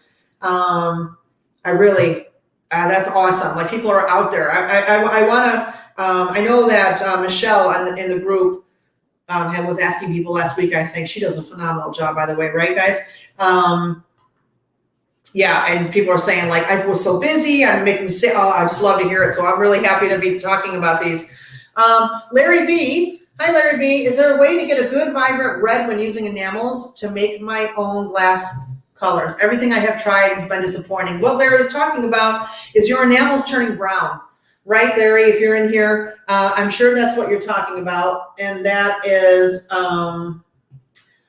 because of they have to be vented. They need oxidation, okay? And there has only been one enamel, truthfully, that I have ever found to fire true red with zero, like the success rate is 100%, and that's Easy Fire red enamels, guys. We, as a distributor, as a company, sorry, I'm reading the chat, guys. Sorry about that. And so we have carried many lines. There's a lot of lines of enamels through the years, and I would end up discontinuing them because one of my big things as a company is selling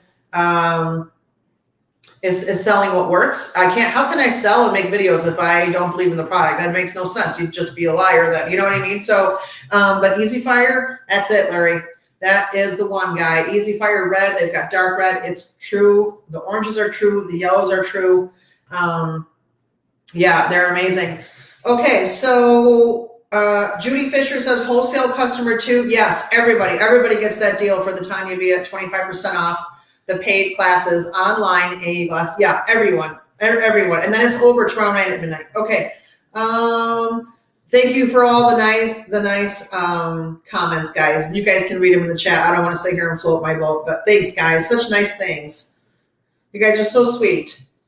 Also, customer legacy was definitely one of the best. Thank you, Desiree, for saying that. Very sweet of you. She said the legacy video is definitely one of the best. Oh, guys, I had such a blast. That took me like a long time to make that. I had such a blast with that. Mark, thanks, Mark. Mark just posted a link to the Easy Fire nails. Okay, of course, free shipping if you spend $200, and that's the deal with that. All right, guys, ready? Let me grab a sip of water real quick. Second part of the show. Oh my gosh, we've already been talking for an hour and 15 minutes. I'm just going to keep going. Hopefully we don't get cut off. All right.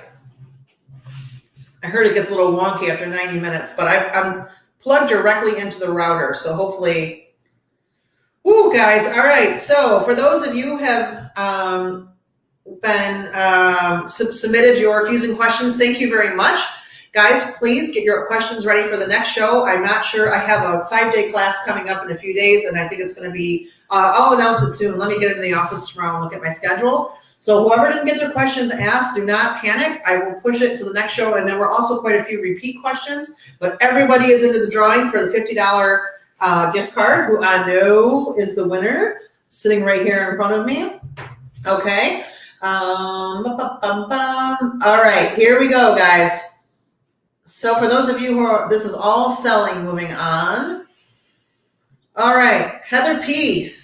This was a bye, Ann. Thank you, sweetheart, for joining. Thanks for saying bye. Oh, that's awesome. Okay, you guys can always rewatch this later too if you can't hang on. All right, we're going kind of long here. Heather says, I would appreciate any and all help with the best ways to approach a gallery. Do you call and set up a time to come in? Do you email and send pictures of samples? Do you just walk in? Okay, I will tell you this, guys. This was my forte for a couple of years. I even had a selling rep selling for me, which the standard rate is 15% for that if you go that route. But remember, that's 15% you're going to lose. Do not walk in. That is like the #1 last thing that you should be doing. You never know what they're doing. Just think about if you're sitting there and people walk in and, well, it happens to me at the store all the time because they want to sell me stuff. And I'm like, I'm always busy. I don't want to deal with it.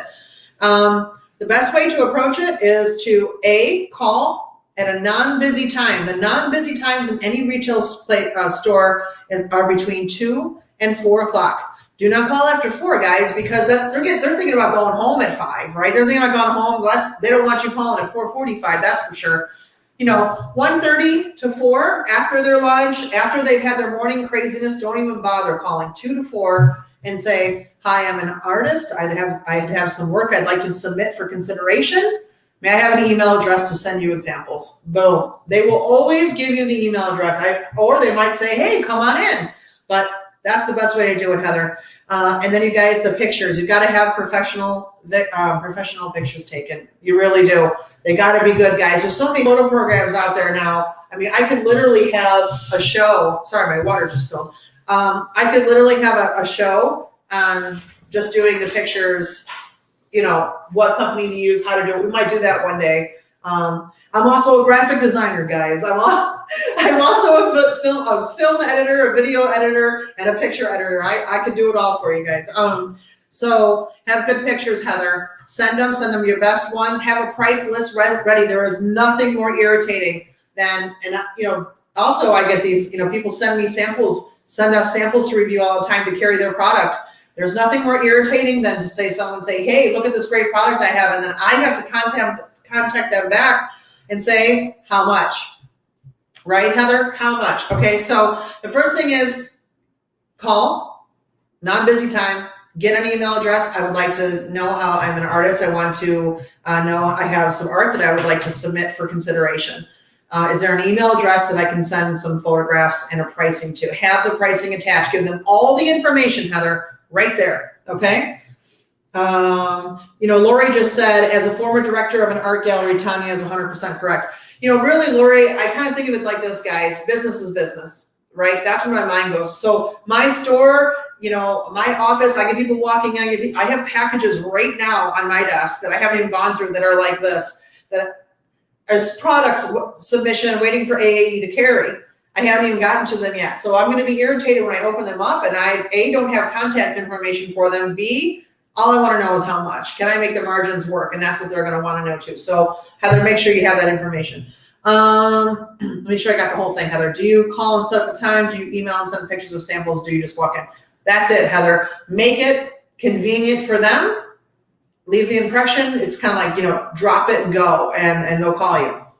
I do find in my experience that usually they have, committees or one certain person, or like twice a month they'll review. That's what most galleries do. So, it could take a while to get them back. And there's okay to follow up, guys. Don't call, email, don't call. Nobody wants a call, all right? Not in this world. So if you don't hear anything in 2 weeks, I'd give it 2 weeks, Heather. All right, Heath? 2 weeks. 2 weeks, just wanted to follow up. It's just like a job application. It's the same thing, guys, right? All righty.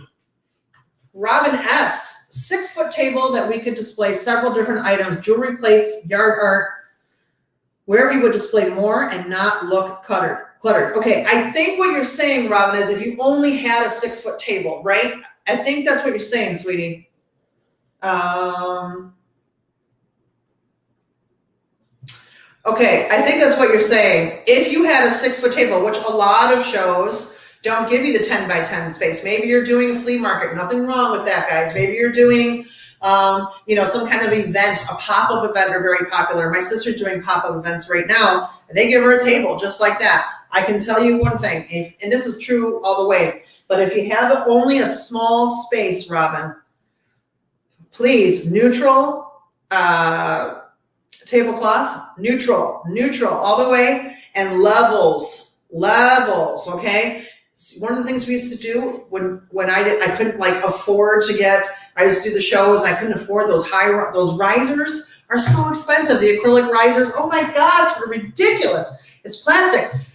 One of the good things to do is to wrap shoe boxes in craft paper, brown craft paper, and use it as a riser. Like you're actually wrapping, but wrap it very nice. The craft, you know what I'm talking about. And that's a riser, like shoe boxes, things like that. I mean, it's a good idea, right? You do what you got to do. Definitely levels, neutral, don't clutter the table, group things in colors, Robin. Okay. So if you have blue pendants, put them by the blue bowls, group, because when people come by, if they see it looks chaotic, they're going to walk on by. If people like organization, even if they're the messiest, sloppiest person on the planet, they like organization in their mind. Makes them feel better. Makes me feel better. I hate shopping at Marshall's. My best friend loves it. She loves it. She's like, boom, boom, through all of those racks. Boom, boom, boom, boom. I can't handle it. I cannot handle it. It's very type A of me, right, guys? I got to have it laid out. And I'm like, I like those pants. I like those shirts. I need to see it laid out neatly for me. Okay? I don't like chaos, all right? So that's what I would say for that. Okay, Angela, good question. Angela, are you still in here with me, hon? And then I'm gonna get to some comments. Okay, but as a former director, okay, I got that one. Andrea says, has anyone out there used Tanya's legacy video of COE 96? Of course you can. Oh yes, Andrea. Oh yes, everything is adaptable, big time. Yes, of course you can. And okay, and then Ann Knight says, is it normal for them to charge a monthly fee plus 20% per item sold at a gallery?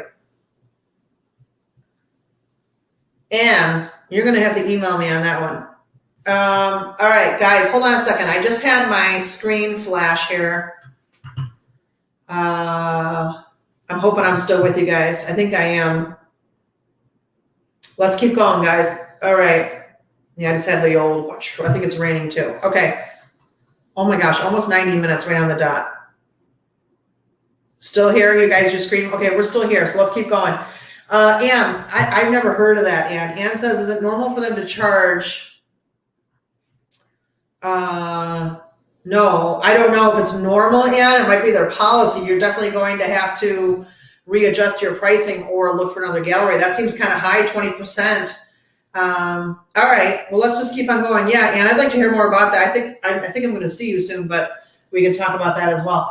All right, Angela says, would like to know what canopy is best quality and easy to put together with one person for outdoor craft shows. Okay,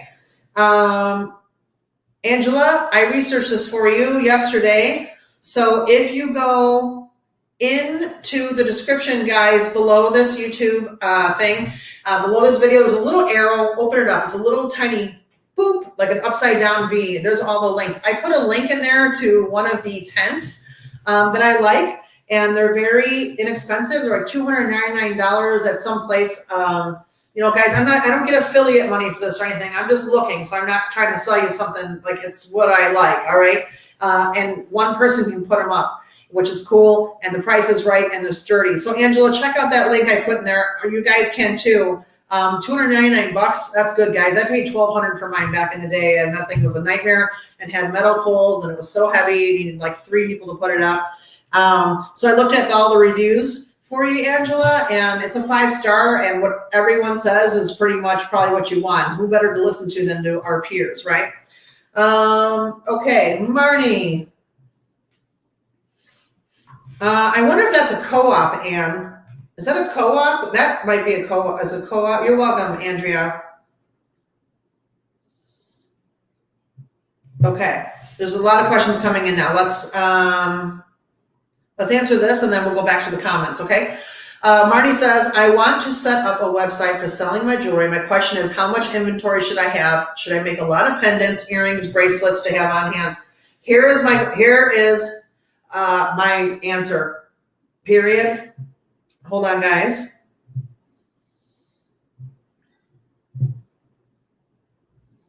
Okay.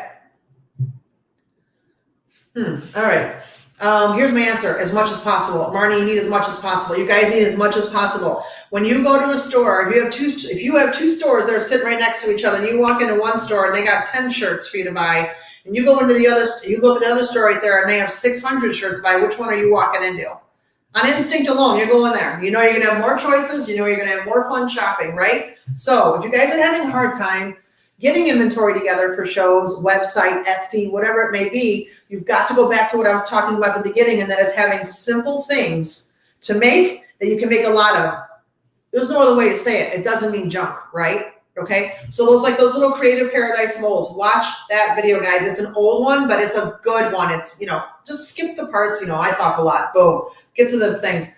You got to find things that are unique, that don't cost a lot of money to make, and that do not cost a lot of your time, right? If you're spending, you got to find that. It's called the holy grail of selling, okay? That way you can triple the price, not spend a lot of time on them. You shouldn't be cold working these things. These are called inventory fillers, okay? These are inventory fillers, guys, all right?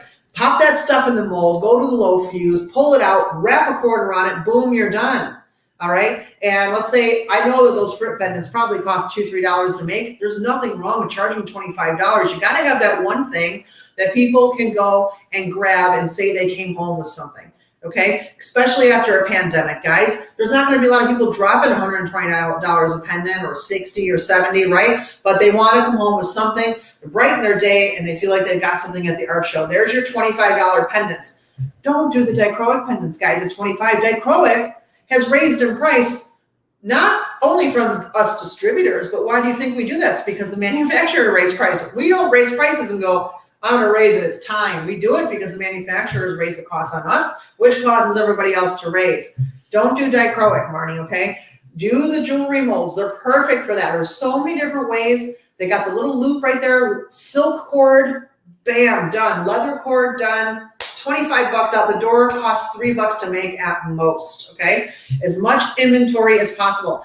And also, I know it gets exciting to launch something new. And you're like, okay, I've got 20 things. I want to launch it. I'm excited. I'm going to launch my Etsy store. I'm going to sign up for a show. Oh my gosh, I learned this lesson, guys. Don't do it until you have enough inventory, okay? Because you will be chasing your tail for the next 6 months, especially if you start selling. You've got to start off on the right foot. So now, Marnie, you probably are thinking, Tanya, tell me how many pieces? 250? It's not hard. You got to find that bread and butter piece, right? We're going to be talking about that as the weeks go on. That bread and butter piece is something easy to make, right? That doesn't take you a lot of time, that you can quadruple 5, 6, 7 times what you spent. So if you're making those little frit molds, you got to think about it, and it's costing you $2 to $3. Wholesale, you're going to be at $1.50, right? And you can get $20 for them. Put them all in a, show special, whatever you got to say. Okay. All right, Marnie, as much as possible, sweetheart. Okay. Let's get back to, we'll go bounce back and forth. Helene, you're next. Let's bounce them back between the chat and then also the questions. I guess this is the part you guys are waiting for, huh? You really guys are starting to come in now. Okay, I'm going to post this. And I think that what you're talking about is a co-op, right? Oh yeah, 4-foot space, $100 a month plus commission. A lot of them want you to work in the store, usually 1 or 2 days a month. I think, and if you're going to stay in that co-op or that gallery, that definitely sounds like a co-op to me, that if they're going to charge you a 20% commission, so to speak, plus a monthly fee, I'm guessing, you got to just, make sure that you've got quality work that you can charge that kind of money. Otherwise I'd go out on your own maybe. Those co-ops are hit or miss. I know there's a couple here in Florida that some of the local girls do. And, they do very well. There's a couple, but, if you can get the money for it, and but that does seem a little high to me. Marley says hello to Aunt Yaya. Hi, Mars. Hi, sweetheart. It's my niece. Say hi to Murphy too. He doesn't watch the girly stuff. All right. My gallery charges a monthly fee and a commission. It is hard for the gallery to make it at 50-50. Yeah, that's part of the problem. If you have good sales, you make more than 100%, and the gallery has a steady income to stay open. Yeah, I would suspect that's going to be a problem now, Heather, for a lot of galleries. I'm a big, believer of getting online if you guys can. Excuse me, guys, my throat's getting a little sore. I haven't really talked. I know a few gallery owners. I know a couple that have closed since the pandemic, and I'm going to find out. Let me make a note. There's a couple people that I know I'm going to talk to, and let's put that on the show for the next show, guys. Let me try to get deep inside the mind of a gallery owner and see what they're thinking after the pandemic, because I think the rules have changed, to be honest with you. But that'll be fun for me to research. Okay. Mark says I bore Murphy, my nephew. All right, next question. Ready? All right, guys, here we go. We still got some really good ones here. Where are we at? Okay. All right, Helene. Is it better to sell pieces only individually for a set amount, or offer 3 for X amount of dollars? And if there are sets of necklaces and matching earrings, sell them as a set. Okay, here's the situation with that. I am a big no-no on making deals at art shows as an artist. I'm kind of a snob when it comes to that. I kind of find it insulting now this is going to be a matter of opinion, guys. And if it works for you right now, then keep doing it. For me, we're talking about me, and when I used to do it, no, I spend the same amount of time. Now, let me get this straight out. If somebody comes, draping along, which I've had happen very few times, but when I used to sell in the show, I used to do 25 shows a year. It's a grueling life, guys, right? You get to the point where on the last day, you haven't sold anything. You just want to start making deals. Do what you got to do to recover your booth expense, whatever. But there's going to be that person that comes by, and all of a sudden, if I spend $500, now we know how few and far between those are. Would you give me a deal? Yeah. Let them take a piece off the table. Grab one of your bread and butter pieces. I'll give you this for free. You take control of the situation. But I am a big, if they say, can I get, let's say they're $50 a piece, and then someone goes, well, can I get 2 for 40 each? I know that is the 2 for deal happens a lot. Sorry, no. That I just know. I mean, it doesn't take me less time to make these things. It doesn't take me less time. I guess it's a hard question to answer, Helene, because I don't know the situation. Have you made your booth fee over 5-6 times, which by the way, any 5 times your booth fee is about the average. That is an average show. If you're doing shows and you're not making, so if it costs you $300, you're not making $1,500 at least, don't do that show next year. Okay. 10 times, 10, 12 times is where you want to be. Okay. So $300 booth in Chicago, I wanted to make $3,000. That was what I should be making. And they are out there. It's just a lot of trial and error, guys. That's a problem with shows. So yeah, that's how I feel about that, Helene. And as far as the necklace and earring sets, women love it. Women love it. Now, there's another thing that you guys can do. I just thought of this right now. Here's another thing you guys can do. If you got a big buyer coming through, okay, and you've got these pieces that you've taken a long time, you got a big buyer and they, I'm spending this, or I'm buying 10 pieces, they expect the deal. You can feel that energy, right? They want something for it. Make maybe 10, because that doesn't happen very often. Make little 10 gifts, okay? And what's perfect for that? the bauble video I just did. Remember the bauble video, guys, where I showed you how to take those little silver settings, right? The 10 millimeter silver settings. You don't even have to do the silver. You can just put posts on the back. Do the bauble dichroic earrings, okay? Glue some posts on the back. If that cost you $2, I would be shocked. I mean, probably $1. And it's presentation. Put them on cards. You know, poke the holes in it, have your stamped name on the card and say, you know what, how about a couple of these for free? Okay? Free. That's all they're going to hear. Not a deal, free. You know what? Since you're buying this many, and you take control of that situation. Since you're buying this many, I'm going to go ahead and set you up something for free. Right in the middle of the transaction, right, guys? So they're thinking to themselves, oh, okay, I'm spending the money. Guys, you got to execute. Look them in the eye. Know when to do it. It's you know. Can you tell I was getting excited? Because, you know, I used to do this all the time. That was my thing. But anyway, that's what I would do. I hope you guys are getting good ideas from this stuff. Marty says, thank you for the info. It's very helpful. You're very welcome. Yeah, Lori says, it also depends what part of the country you live in for what. Yeah, all the galleries are different, right, guys? They're all different. And I'm sure everybody has a different plan now after what just happened. Okay.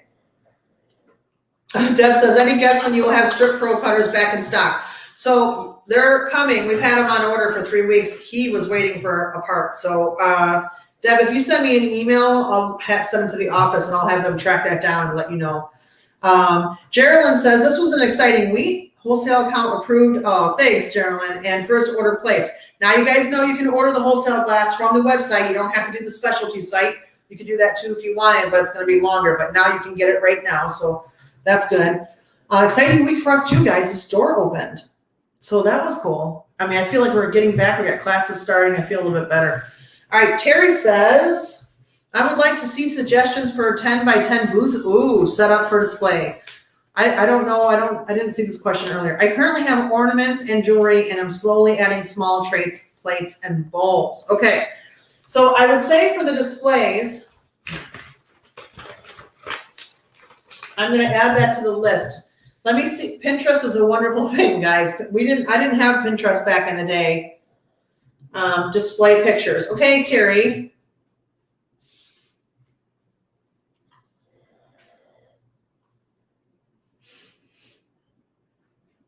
Okay, hold on.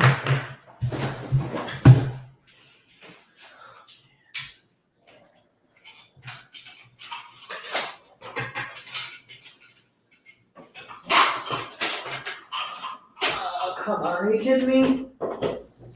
Did we lose power? No.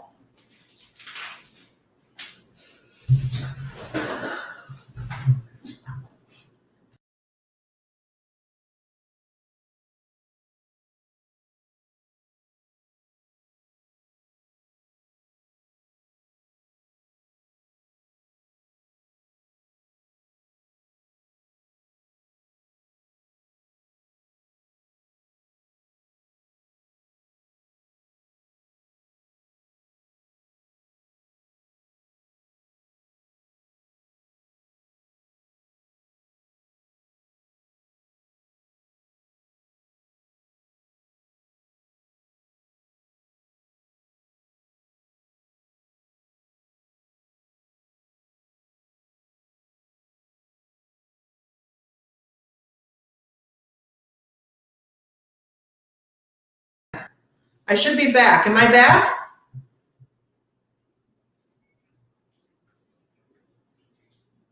Oh no, here I am, guys. Don't go anywhere. Oh my gosh, that was crazy. We're good? Woo! And all of you guys stuck around and waited for me, which is incredible. All right, let's get flying through here. That kind of messed me up mentally, so I don't know how much further we have to go. You know what I think we're going to do? Let's do this. Hold on. Give me a second. Oh, man. Let me get back up. Guys, give me 30 seconds. I got to get everything back up here. Oh, reloaded the page and came back. Okay. All right. Let me do this.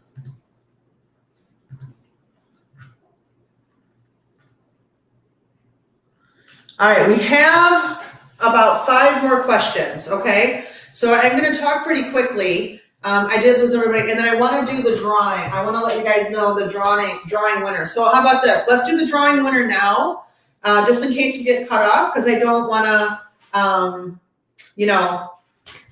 leave you hanging. That stinks. But we still have 5 more questions. So if you guys are willing to stick through me, I'd say about 15, 20 minutes we'll be done.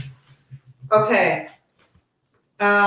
So I just had to redo a broadcast is what happened. So it did cut us off at an hour and 40 minutes, as we said. So, but that's all right. I'll research that and see if we can get some more bandwidth.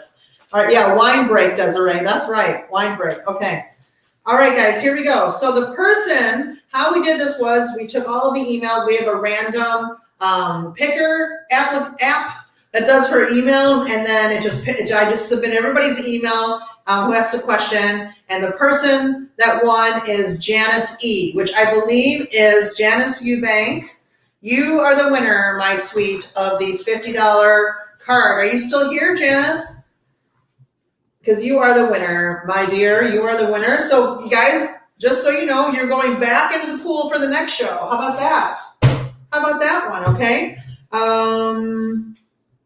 So, Janice, if you are here, either way, even if you're not here, we will email you. Amy will email you tomorrow with a gift card for $50. And you can use that in your account and anything you want. Yeah, Janice, there she is. She wins. All right, at least we got that. Let's go to the last questions real quick. Okay, so Terry says she wants to see 10 by 10 booths set up for display. And okay, here's one thing, guys. Pegboards are amazing. Pegboards, okay, you can paint any color, and they're super cheap from Home Depot. Just get the little hooks, the little plant hooks. They sell like the white ones, the black ones. I think I'm back, everyone. Someone said we lost you, but I think I'm back. So paint the boards. Great way to display the pendants. Peg boards all the way. Just paint them because they're that ugly brown. J hooks. That's right, Carrie. So that is a good thing to do for the shows. I'm going to get some pictures together of some displays, and why don't we talk about them? We'll actually do a special show. Is that something that you guys would like? I'd like to see yes. If your answer is no, it's no. It's all good. Maybe I can get some samples, from Pinterest, or some things that I think that would functionally work well for you, and we can talk about it. That would be kind of cool, right? Okay, so maybe we'll do that, and then Terry, that would help you also, and I think everybody else will get use out of it. All right, for sure, yes on display, guys. Display is a never-ending battle. I used to spend, I cannot imagine the money that I spent as an artist on displays. I would have a display done, and then by 2 shows later, I mean, tell me about it. I know you guys know what I'm talking about. You're all over the place rearranging all the time. Oh, I wasted so much money on that stuff. So I would definitely be willing to, talk about it with you guys and tell you what worked for me and what didn't. Okay, Lori. What is the best way to package pendants, necklaces, and earrings for retail and wholesale, trying to figure out the best and most economic? Okay, she's trying to figure out the most best and most economical way that it won't look crappy. Nashville Wraps, I put the link, guys, in the bottom of the description for you. I put the exact link. They have the craft, the brown craft. It's like a pinstripe that's on brown craft. It's so inexpensive, Lori, and you could dress it up with a ribbon color. You could just use the twine, the earthy, recyclable, all that stuff is so in, and it's not going away anymore. So, you could actually take the brown craft. They really have a really cool pinstripe one that's like brown on brown. I put the link in the description for you guys. Super cheap, super cool looking, super mod, super like, earthy, I don't know what I'm trying to say, but everybody loves that stuff, and that's a good one. So I put the link down there for you if you guys need that, and then you can get a stamp from an Etsy. You can actually take your logo, and there's so many stamp makers on Etsy. My sister just had it done. Get a stamp and stamp the brown craft box. Boom! That is so inexpensive to do, and store them in there. Always have things out in the packaging. So people will say, "Oh, did you get the pack?" How many times do people say this? Does the packaging come with it? Yes. Boom. That seals the deal right there. Okay. That is in the description, guys. Okay, this is a good one. Kathy says, how do others transport their jewelry and fused glass art to shows and farmer markets? Let me give you guys a tip right now about this, okay? I finally figured this out after going to shows and setting up 3 hours beforehand and being exhausted by 2 o'clock in the afternoon. If I did the pegboard thing, which I did the pegboard, I would hang all my pendants the night before on the pegboard and saran wrap with the saran wrap roll the entire thing. So it's tight and down. In the display, you know how easy it is to transport those? They're flat, guys. And then when I set up for my show, I put the pegboard up, snip, snip, snip, snip with the scissors, boom, ready. I should get an award for that one, guys. Come on, that one's pretty good. That one's pretty good. You're welcome, Lori. No problem. I enjoy this. Okay, so that's that. So that's how you do that, Kathy. Saran wrap. Try to set up anything you can the night before and saran wrap it. So you just cut it loose on the show. I used to go at like 4, 5 a.m. if they let us. Do you know that before the show? Oh my God, I hated it. Yeah, so that's a good way to do it. Okay, is it Adril? Adril? What shape pendant sells the best in your opinion? Good question. And what size? 1 inch or over? Okay, so there's a lot of people that like the 1 1/4 inch, especially if they're buying for younger people. I make my pendants big. I am catering to a specific crowd of people who want attention, you know, with the pendants, the big pendants, because those ladies tend to buy the jewelry, you know what I mean? The big silver, you know, the big silver wearers and things like that. Yeah, I like 1 to 1/4 inch. I wouldn't go over 2 inches. And I will tell you that the best selling is round, teardrop, or oval. Oval being the hardest ones to make. Yeah, those are really hard to shape, aren't they? With grinding, they take practice. So I like to do a lot of the circles. But here's another tip: squares are the easiest to make. So you know what I would do? Like when I used to do the decal pendants with like the trees, tree of life, tree of life, tree of life. I would only put those designs on square because then the customer would come by and say, oh, I really don't like the square, but I love the design and I can't live without it, and I buy it. Get what I mean? So if you have a design that you know is a bestseller, put it in the shape that's almost the easiest to make, but the least seller, because then they can't live without it. Do you see what I'm saying? I hope that makes sense. So yeah, that's that. Okay. All right, guys, 3 more questions. And I have a favor to ask of you guys. Now, let's see how many people drop out of the room. Just kidding. Okay, if I have to mark my work up 40 to 60% for galleries and I want to sell at craft show and street fairs, do I charge the same for the similar pieces? Let me take that in again, Lindy. Hold on. Okay, so I think what Lindy's asking is if she has to mark her work up to the higher price bracket,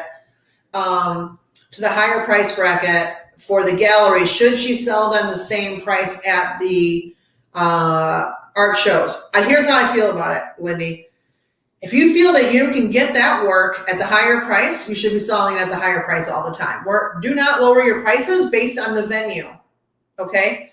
Don't do that venue then, if that makes any sense. You know what I mean? So if you're doing a flea market and you have a piece, you know, a tree design pendant that's in a gallery and, you know, $50, but you don't think you can get that at the flea market, don't make that kind of work. Right? So if you've got a different venue, you make work to adapt to the venue.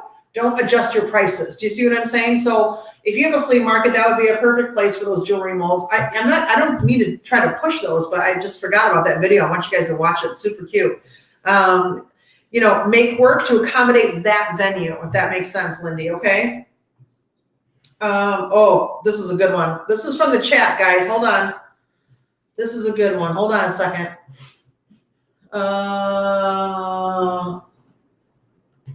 Okay, this is, do you accept requests for custom jewelry? I was just talking about this with my sister the other day. If so, do you charge anything before making the piece? Okay, Carrie, I'll tell all you guys this right now. I hate custom work. I hate it. I still won't do it. I still get emails. I just had one last week. Someone saying, can you make this pendant that I found on Google? Guys, I hate it. I'm telling you the truth. I hate custom work. Here's why. What they see on the computer in their mind, by the time they get it, they could be thrilled or they could not be thrilled. Okay, I thought it was going to be this. I find custom orders take the most time, and I find that they're the most stress, and I find both of those things are not good for your business. Stress on you is not good for your business. Extra time it's all about your time, guys. Extra time to make something that you probably undercharge, because we all undercharge on custom order. No. I would steer those people away from custom orders as much as possible. But then, of course, there's the custom order of, excuse me, guys. You get someone to place a custom order, the offer you can't refuse, right? I've had it. I'll give you $150 for this tree pendant, and I'm like, oh, okay, well, who's going to deny that, right? Get half down, Carrie. Half down always right away. Absolutely not. And that half is non-refundable. Have something down unless you cancel the order. Have something that they write, that they sign. Have a form that says that the deposit is non-refundable, because chances are you bought the supplies. And yeah, you could say in your head, oh, it's okay, I'll sell it to somebody else. Well, why? You took your time to do that. If they cancel the order, they lose that deposit. Guess what? They won't cancel it, okay? So as far as custom orders go, guys, be very careful. Have everything out in the open, A through Z, for the person to see, and never, ever say, I'll have it done in a few days. I think the best thing to do is, if you in your mind, this is what I want you to do. If you decide to take a custom order and you go, they say, how long? In your mind, it's going to go boop. You're going to say what you think they want to hear. And you're going to go, a week. Before you do that, guys, I want you to hear my voice ringing in your head, and I want you to add a week on top of that, okay? And if they say, oh, 2 weeks, that's a long time, this is a perfect opportunity for you to look them right in the eye and say, yes, I'm pretty busy right now with work. You're not lying. You don't say custom work. I'm pretty busy right now with my orders. Boom, that's it, okay? That creates demand as well, right there. Oh, okay, well, I'll wait for that then. Okay? You're welcome, Carrie. You're welcome, Carrie. Yeah, guys, custom. Whoa, I used to hate it. Okay, here we go. Back to the questions. Okay, last two. Judy M. I sell from an artist co-op in Spartanburg, South Carolina, and do okay. That's awesome, Judy. I have tried online sales on Instagram and my Facebook page, but no one buys off of either. How do I get sales off the internet? Great question, okay? Great question. Here is it. I'm going to tell you something right now, guys. It's not pictures anymore. They're not doing it. This entire world is flashing fast right before our very eyes, isn't it? Isn't it? It's video now. It's video. Pictures used to do it. They want to see it on a video, Judy. They want to see you. They want to see the piece. All right. The best way to sell online is to have a live show with your cell phone. I think we discussed this in Glass Gab 1, Judy. So go back to that one. And I think I told you about the setup, and show it to them. Have a live show. All you got to do is hit go live on your phone. People start jumping in. Okay. Promote it on Instagram. Instagram is huge right now. Way huger. Facebook is a certain crowd of people. That's where I started with all you guys. I know you've known you guys for years on Facebook, okay? We're kind of set in our ways with Facebook, but there's an entire generation that is on Instagram. Instagram is huge. I don't even keep up with my Instagram. I wish that I did, because that's another generation that you guys are missing out on for sales. Instagram is easy. Pictures, they now have IGTV on Instagram, so you can actually, and you don't have to make this big video, hi, this is Tanya Veit, and this is my blue pendant with a tree. That's not what I'm saying. It's like this. Have your phone, set it up. You can get a tripod holder for a cell phone now for $10 on Amazon, and just do this. The old QVC hand show. Done. Next pendant on your phone. Done. Next video on your phone. Done. Seconds. Don't say anything. Play some royalty-free music. They're all over the place. You can just, have some music playing, just like this, Judy. Okay? This is the Blue Tree of Life pendant. It's $50. Contact me if interested. And also have live shows on Facebook. It's video now, guys. It is video now. Okay? That's what's happening. You can't do anything without a camera being whipped out in front of in your face, right? Look how much stuff they're catching on camera now. My new favorite show, by the way, is Paranormal Camera, Caught on Camera. Does anybody watch that on Travel Channel? Oh my gosh, I'm obsessed with it. I'm like, is this real? Okay, anyways. And last question, and then I'm gonna just go through the comments real quick before you guys go, and then I'm gonna plug something that is totally unethical on here, and I'm gonna ask you guys to help me out with something. What are the pluses and minuses of going from a hobbyist to selling? Ooh, okay. I think I saved this question for last, and I knew this was going to be a doozy. Is it better to concentrate on specific items for lower priced festivals or having an Amazon hobbyist shop or Etsy? Okay, guys, everyone read that question again. I had to shorten that, and I was only allowed 200 characters.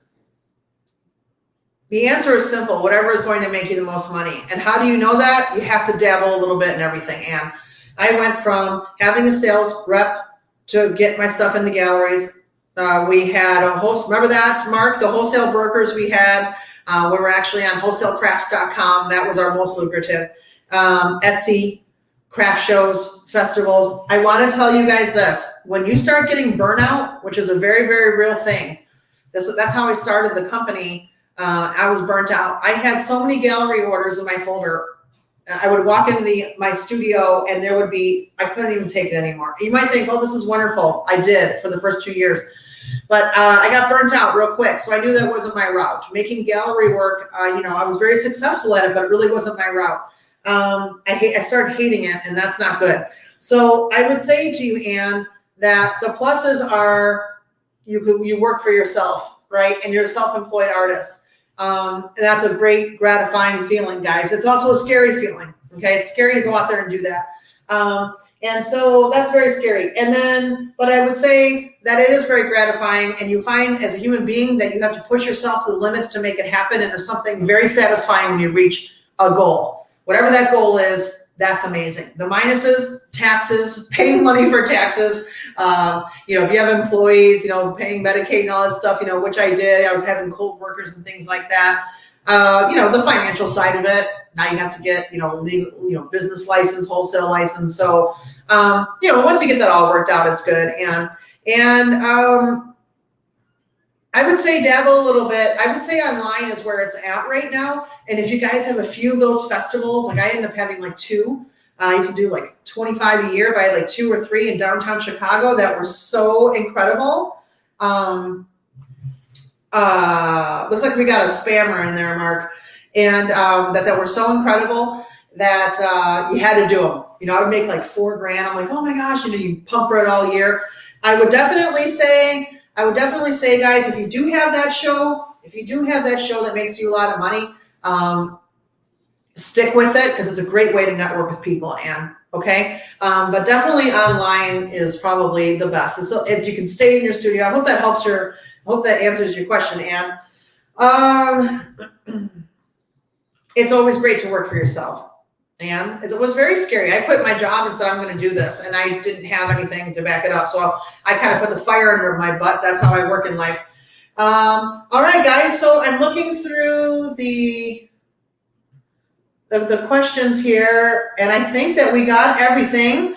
I have one favor to ask from you guys, and I know that a lot of you have already done it for me, and I appreciate it. In the description, I have another YouTube channel that I've started. It has nothing to do with glass, it has to do with my personal life, and it's vlogging at casino resorts. I know it sounds crazy, but if you guys can follow that channel for me, I need 1,000 subscribers on there. If you guys can follow it, I'm using my platform to try to build, because if my channel gets 1,000 subscribers and people like just watch one video, all the videos are like 9 minutes long of me playing slots, and I'm fun and I'm entertaining and John's in there, but they're gonna let us review the restaurants and the spas and give us backdoor access, and I really enjoy doing it, and I'm having a lot of fun doing it. And they're watching me to see if the channel grows to continue, because they're letting us film inside, like they actually like rope off machines and stuff for us. So if you guys could do that, it would be appreciated. If not, it's cool too. But it's the links in the description. It's called TV Slots, and it's a lot of fun. And I know some of you have already done it and been commenting, and just watch one video, and that was it. That's all you got to do. And that would help me, okay? And I don't want to keep on bringing that up, but I need your help. All right, guys. Anyways, you're welcome, Linda. I hope that you guys have a great time. And thank you very much. And please submit your questions to keep this going, everybody. Please, I love this. I'm having a really great time. I hope you're getting a lot out of it. So submit your questions to Tanya. Let me put that back up here, guys, at aaglass.com. And anything that's on your head, just throw it out, throw it in there. If it's 5 different emails, it's 5 different emails. But we can't keep this going if I don't have anything to talk to you about. So that's that. And thank you for joining the Glass Gab. And don't forget your 25% off on Tanya Veit videos until tomorrow night. Thank you for the support. I love you guys so much. I'm going to let you guys say goodbye to me, and I'm going to watch that. And I'm going to fade out in the sunset. I hope we had fun. I hope you guys had fun. Wow, 2 hours. Oh my gosh, that went by fast, didn't it? All right, guys, have a great day. Thank you so much. Bye.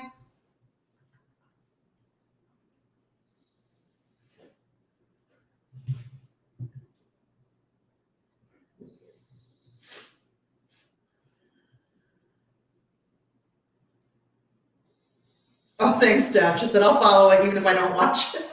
Thank you. Thank you. Thank you. It did go by fast. All right, guys, have a great day. Love you guys. Bye.